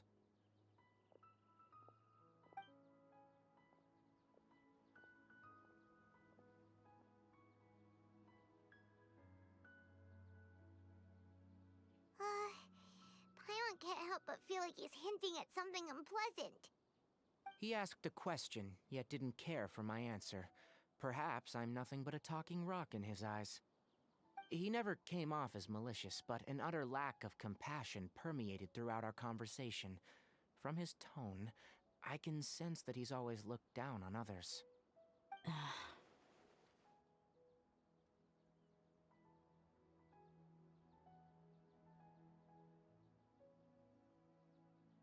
I can barely believe it myself. But if that's true, the situation will be in our favor. I don't think I missed any details. Frankly speaking, I don't want you to do anything too risky. Now that you know a little more, it should be easier for you to stay safe.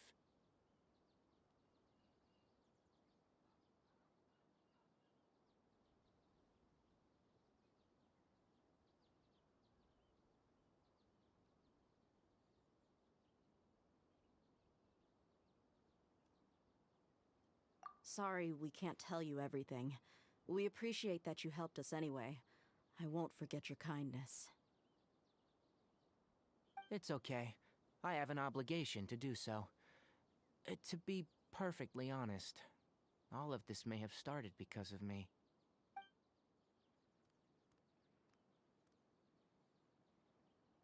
Recently, my master wrote several letters to me, asking me to return to the Academia and assist him with his research. Hasn't he already asked you several times before? Yes, but there's something off about this most recent batch of letters. The handwriting and the tone are both familiar, but some details have been omitted. My master will occasionally leave a few dots on the back of the letter. 1 dot means that he wrote the letter on a sunny day, and 3 dots stand for a rainy day. This has been a habit of his for many years, but I didn't find any dots in his recent letters. I believe something may have happened to him. I get it. Since you are always at Gandharvaville, you would like me, someone already working at the Academia, to investigate this matter, right? I'd like to ask you to do that for me, if you can keep yourself safe. Please withdraw immediately at the first hint of danger. I can do that, but I have a feeling it won't be that simple. The Academia has been working on a big project. I'm not quite sure what it is, but your master might be involved with it. If the higher-ups really are hiding something, then it will be difficult to remove myself from the situation once the investigation starts. If the situation becomes critical, I'll leave the Academia. If you don't see me there for an extended period, that's your cue.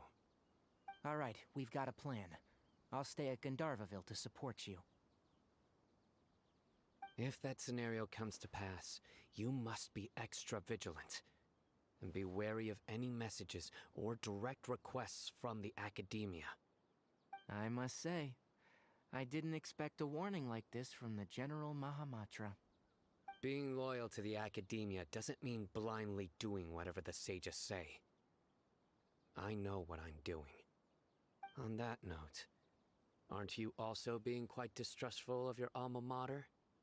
The Academia, yes. But my master is a man of integrity. Even when I was a student, I was worried that he'd get in trouble for sticking to his beliefs. I suppose he's lucky to have lasted so long, but in the end, it's still caught up to him.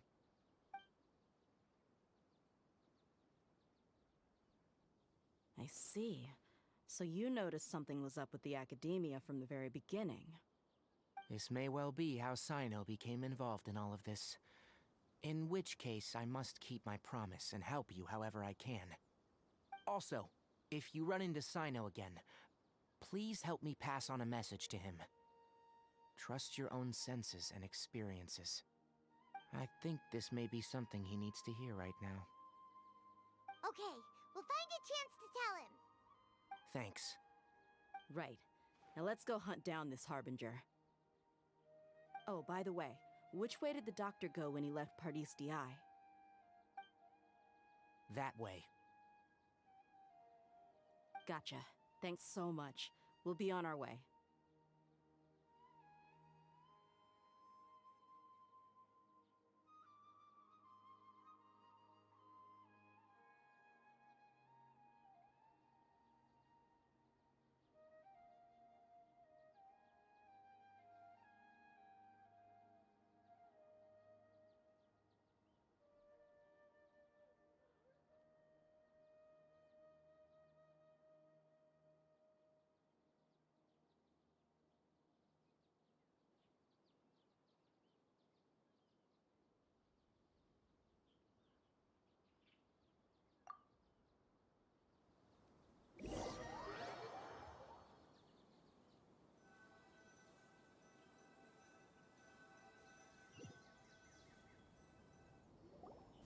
According to Tainari, the doctor is leaving Sumeru soon. I want to check if the doctor was actually telling the truth. He also said that he'll take care of everything before he leaves. What did he mean by that? We need to be extra careful when dealing with a person like him. Just to be safe, let's chase him and see what we find. But we have no idea where he went! How can we start chasing him? We'll do it the mercenary way. I'll find leads as we go. All you have to do is just follow me.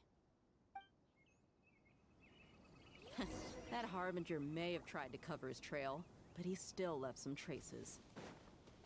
Or perhaps he never even thought about concealing his whereabouts.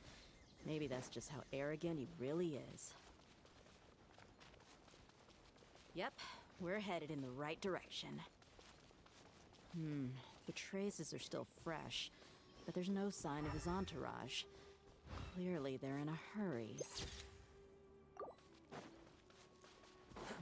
It's just as I thought.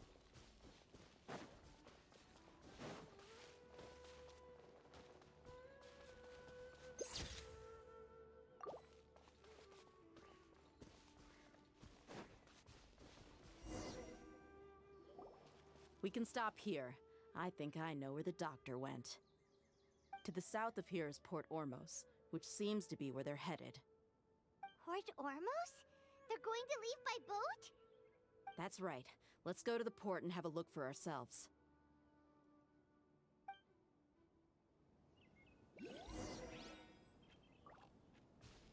Behold!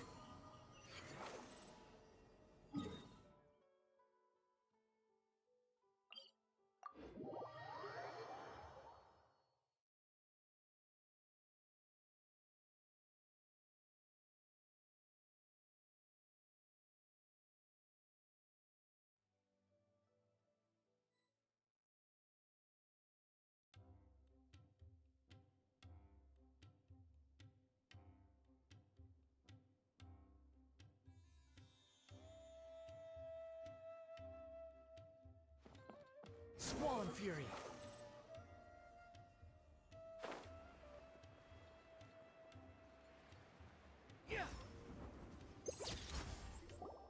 Look! Fatui soldiers! we found the right place. Shh! Don't draw their attention. The port is crawling with Fatui soldiers. Let's keep going and see what we can find.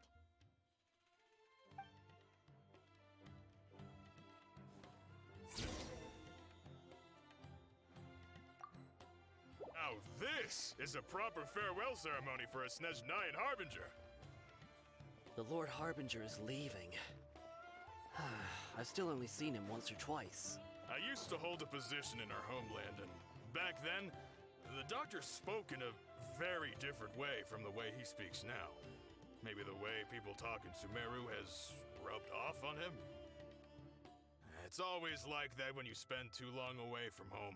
When he gets back to Snezhnaya, perhaps it will also take him some time to get used to the life there again. Huh? But, sir, that can't be right. No, I remember it like it was yesterday. Both his expressions and tones are now very different. Also, for some reason, he seems like he's all smiles now. You must be mistaken. Nobody's supposed to look happy when they're on a business trip.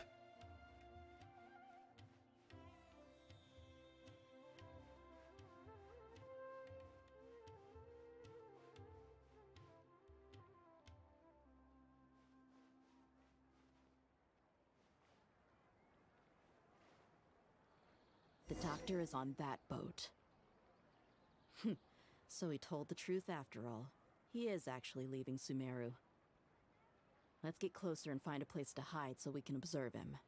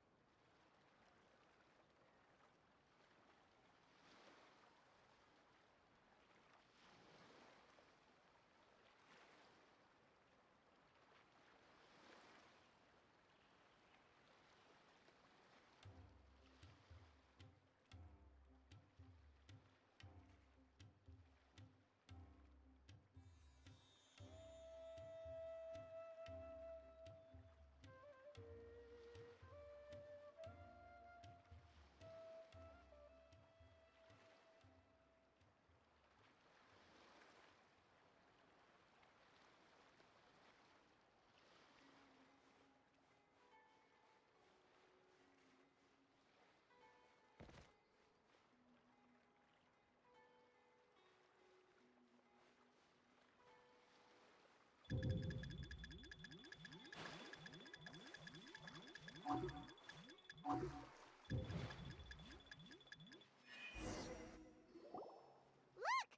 Thanks to Dia's tracking skill. Shh!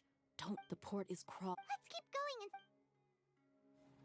Now this is a proper farewell ceremony for a Snezhnayan Harbinger.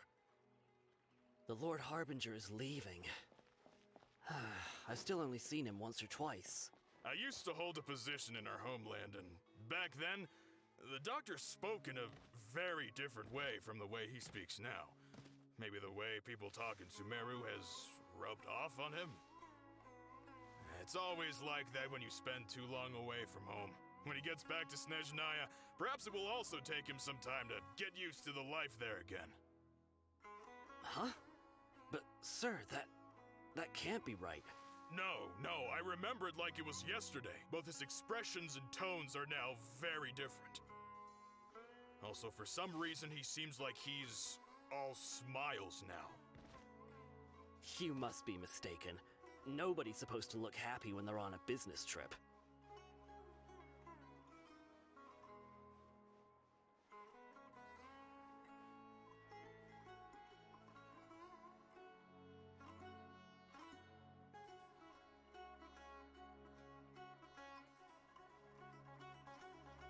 The Doctor is on that boat. So he told the truth after all. He is actually leaving Sumeru. Let's get closer and find a place to hide so we can observe him.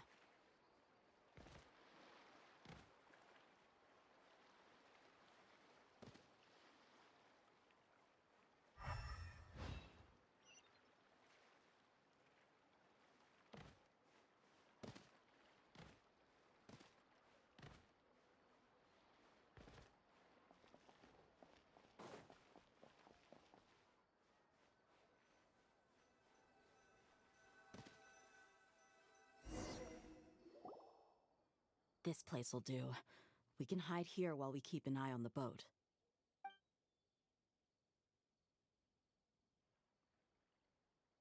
Huh? Uh-oh!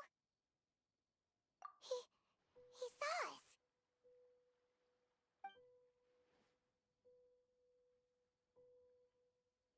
Huh? Is he waving at us? It's time to say goodbye. Wait, is he the only person on the boat? You mean there's nobody with him? And where are all the soldiers we saw on the port just now? They were all here just a few minutes ago, but now they vanished. So this was a trap. Wait, don't tell me that. Luckily, there is still some time left for me to take care of everything before I leave. Oh no. They might be after Hypatia. Let's get back to Party's DI. Huh? What do you mean? I'm afraid that she's seen something that she wasn't supposed to see. If I were the Fatui, I would also try to take her away. And if I couldn't... Oh no! Are you saying they're going to kill her? Let's go!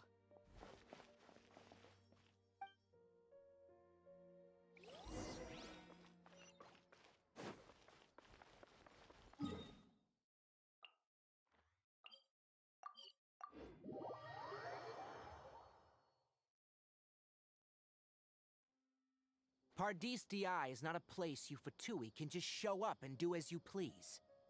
I believe we've already made ourselves quite clear. Our superior gave us permission to search for and collect medicinal herbs in Pardius DI for research purposes. But you've been in Sumeru for some time already. I find it coincidental that you chose to only come here today.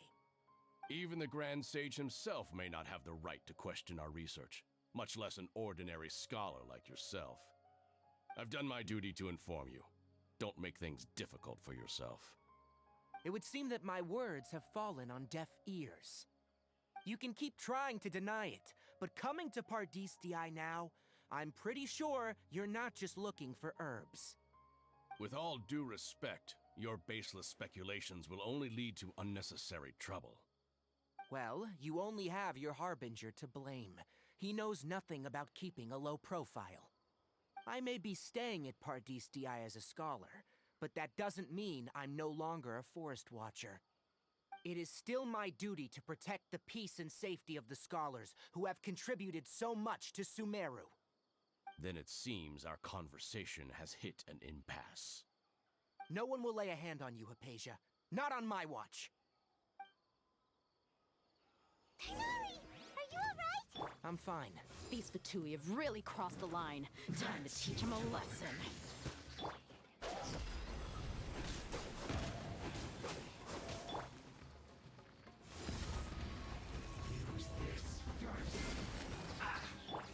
Hold the line.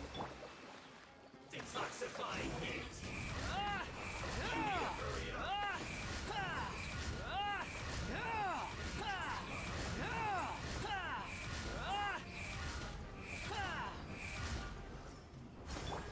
You need to hurry up.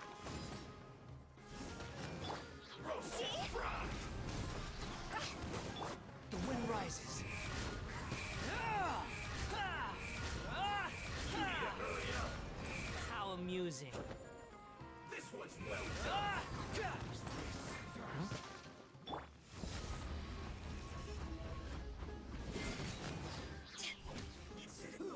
An unfortunate fault. What an annoyance. Higher, higher, hands on fire. Allow me. Billowing surge. Squall and fury.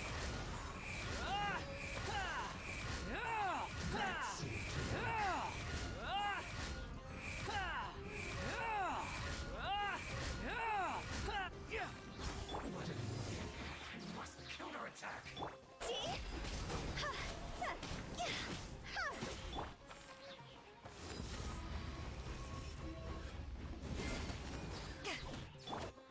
The wind rises. There's no use resisting. Give us Hypatia. Keep dreaming. Yes, Tigari, beat him up.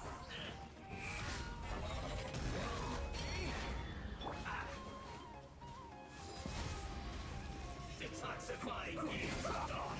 Power that ended Hypton! Stay right. Unfortunate fault. Cross over!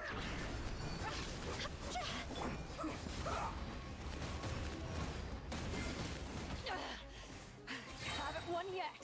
Eyes on me! Send this quickly.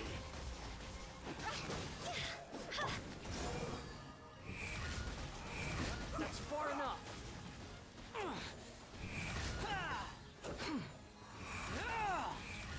You're dead. How amusing. Quit it. Is it my time?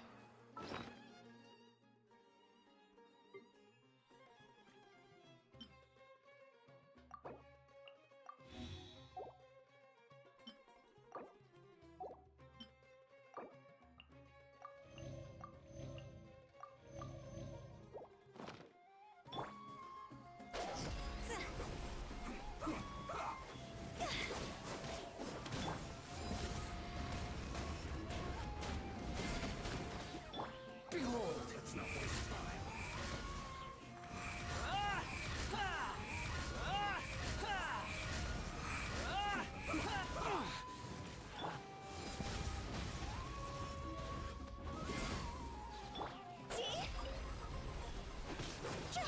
Let's end this quickly.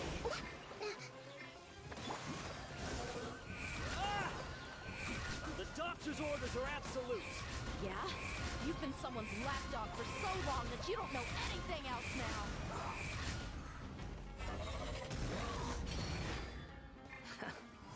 Prepare yourself.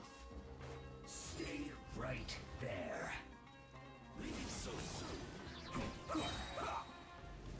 Power that ended Hypton! No, it's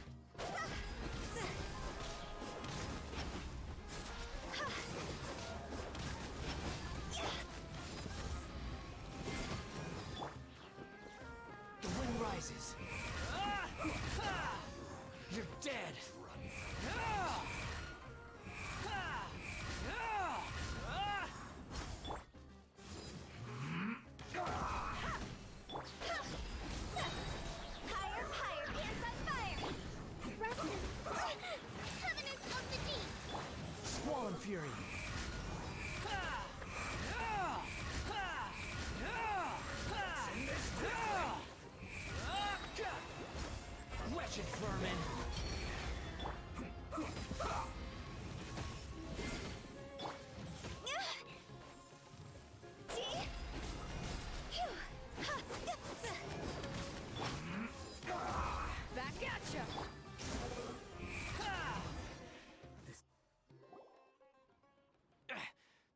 not getting anywhere. Traveler, Paimon, please go to Hypatia. We need to make sure they don't try to sneak around and attack from behind. Got it.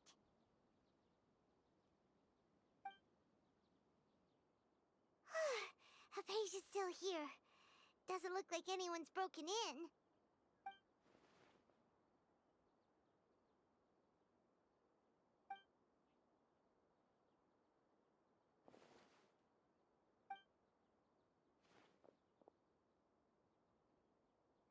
Well, how is she? Oh, that's good.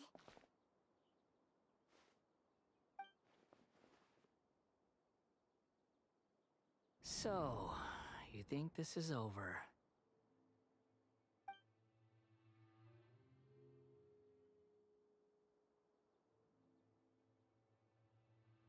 What? The Balladeer is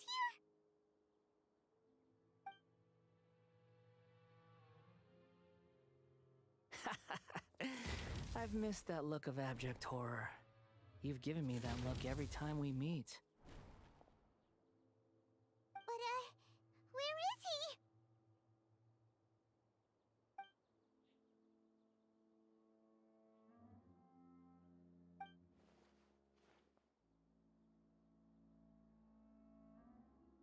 I can hear all of your thoughts, you know. Don't you remember? I already saw you the first time you came to Parties Di and made contact with Hypatia. I didn't need to do anything. It is her honor to be able to connect her consciousness with me. Who are you talking to? It can't be the Balladeer, right? That's impossible. I know you must be curious. I might as well tell you that I decided to enter Hypatia's consciousness the moment I sensed your touch. I wanted to observe you on a fool's errand. Hey, Traveler! What are you doing? My deification is nearly complete. All that's left now are just some final details. Do you understand? Even if you manage to rescue Lesser Lord Kusanali, it will be impossible for you to defeat a bona fide god like me. Is it wise to force that childlike god into a divine battle against me?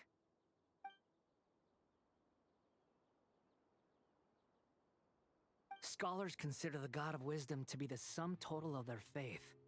It's how they can justify reverence for a god as they construct it.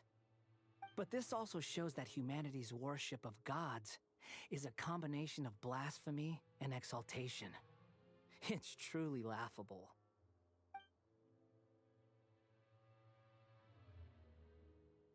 Yes. What is it?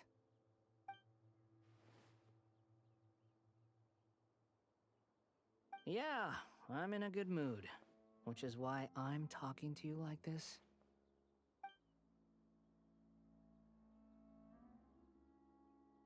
What do you mean?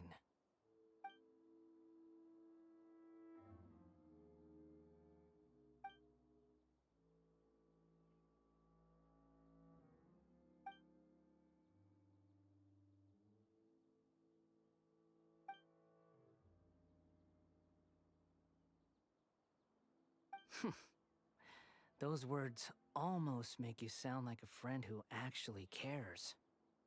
But you're wrong. I'm different from all of you. I was born to become a god. My entire life up until this point has just been a meaningless routine. Just think about a sheet of paper. By itself, it holds no meaning. The content recorded on it is what gives it value. All I had recorded down before were some painful memories and boring human feelings. Such senseless drivel should have been erased a long time ago.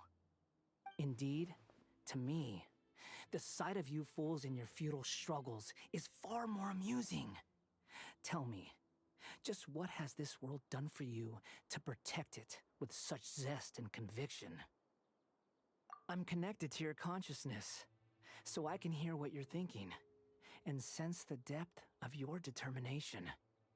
This is a good conversation we're having. So here's a word of advice. Let go of your misguided guardian complex. You know nothing about the truth. It'll be for your own good, as well as everyone else's. Humans are a species that can only find bliss in ignorance.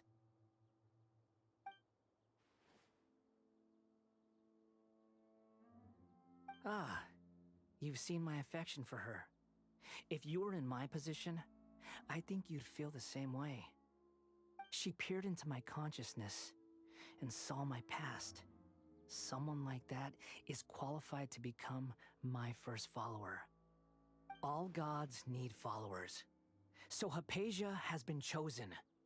Her appearance heralds my imminent arrival at the throne of divinity, while her worship shall become my glory.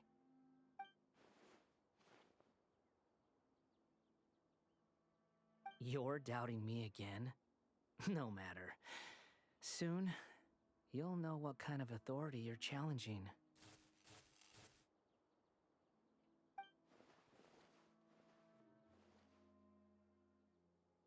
Who wants to hurt my devout follower?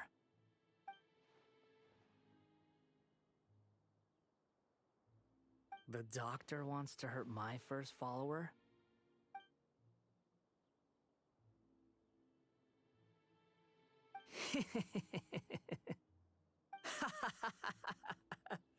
How very amusing. Has anyone ever told you that you're not good at sowing discord? The doctor has never known his place. Even now, the puny human thinks himself capable of interfering in the business of the new god.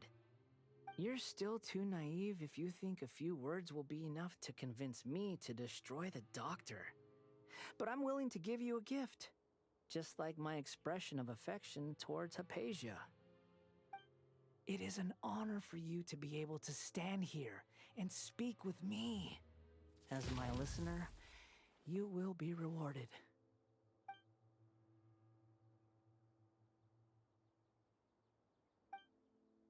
Both good things and bad things can be called gifts. After all, gods have never needed to be reasonable. Paimon hears thunder! That person Paimon couldn't see was the Palantir? Oh, he sure chatted with you for a while.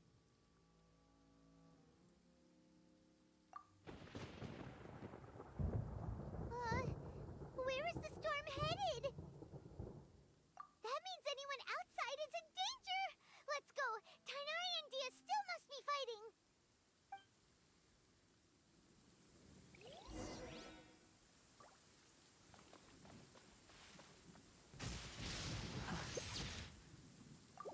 How irritating.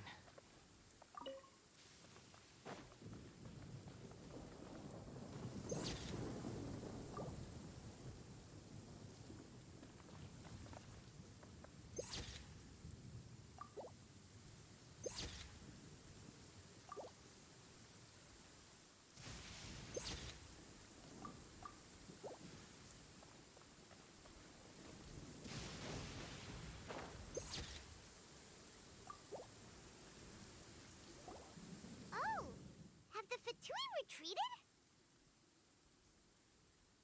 Hey, what happened to you? He's hurt. I'm fine. Ow! Don't move.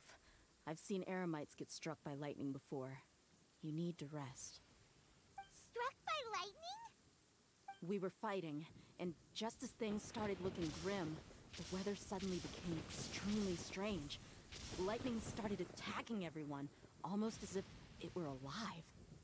Luckily, there were only two of us, and both of us were nimble enough to dodge most of the strikes. There were a lot of Fatui, though, and they were being torn to shreds by the bolts of lightning. With that, all the Fatui soldiers were forced to retreat. It's all right. My wound aside, you look like you've seen something unpleasant. Is Hypatia all right? Hey, didn't I tell you not to move? Just in case. Let's go to Hypatia's place and talk about things there.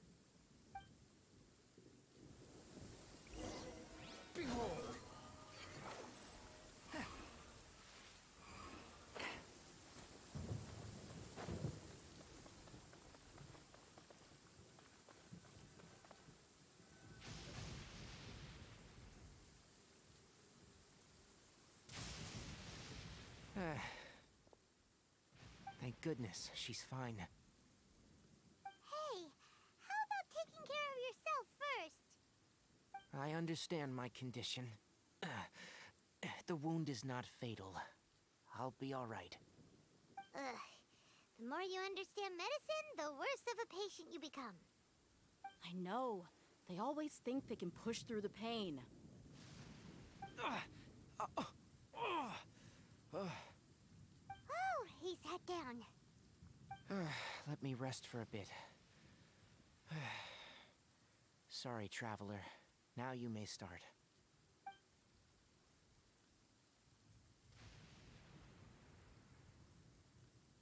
So that's what you were talking to the balladeer about? Oh, Paimon can't believe what he's thinking. The Academia's God creation plan. How ridiculous. That sounds, ambitious, I guess? Anyway, this is all way beyond me. As long as I can enjoy every day with a drink in my hand, tasty food in my stomach, and a good night's rest, that's enough. I'll only work when I have to. I must be the least ambitious person who's ever set foot in Party STI. Don't say that. I haven't even thanked you for your help back there. Don't mention it.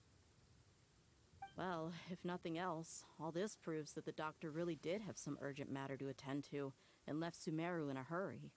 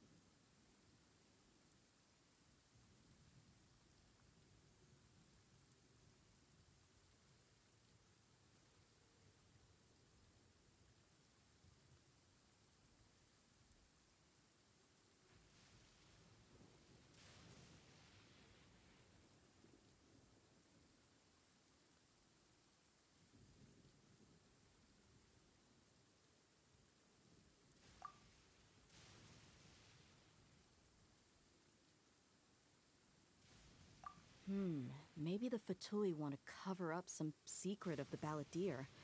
Is that why they tried to seize Hypatia? You said the Balladeer claimed that Hypatia has seen his past. So, what could be there?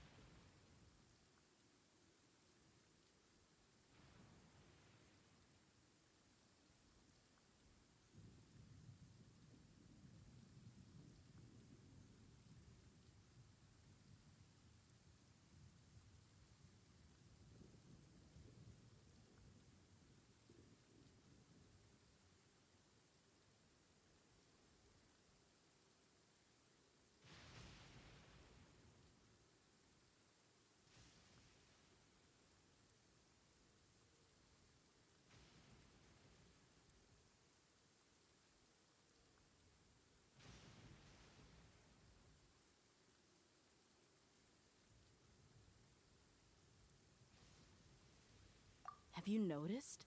The Balladeer is not happy with the Doctor's actions. He thinks the Doctor has no right to consider himself as his equal.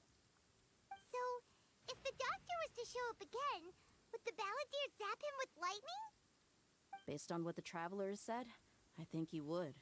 Having the Doctor gone benefits him as well as us. In other words, we've successfully completed this stage of the plan. The Doctor is out of the picture now. Yay! That's a big accomplishment! I'm also happy for you. Thank you for the help, Tainari. Make sure you rest up for now. Yeah, all right. Okay, that wraps things up for us here at Party's DI. Traveler, it's about time we rendezvous with the others at the Grand Bazaar. Let's continue to keep a low profile. You can head there once you're ready.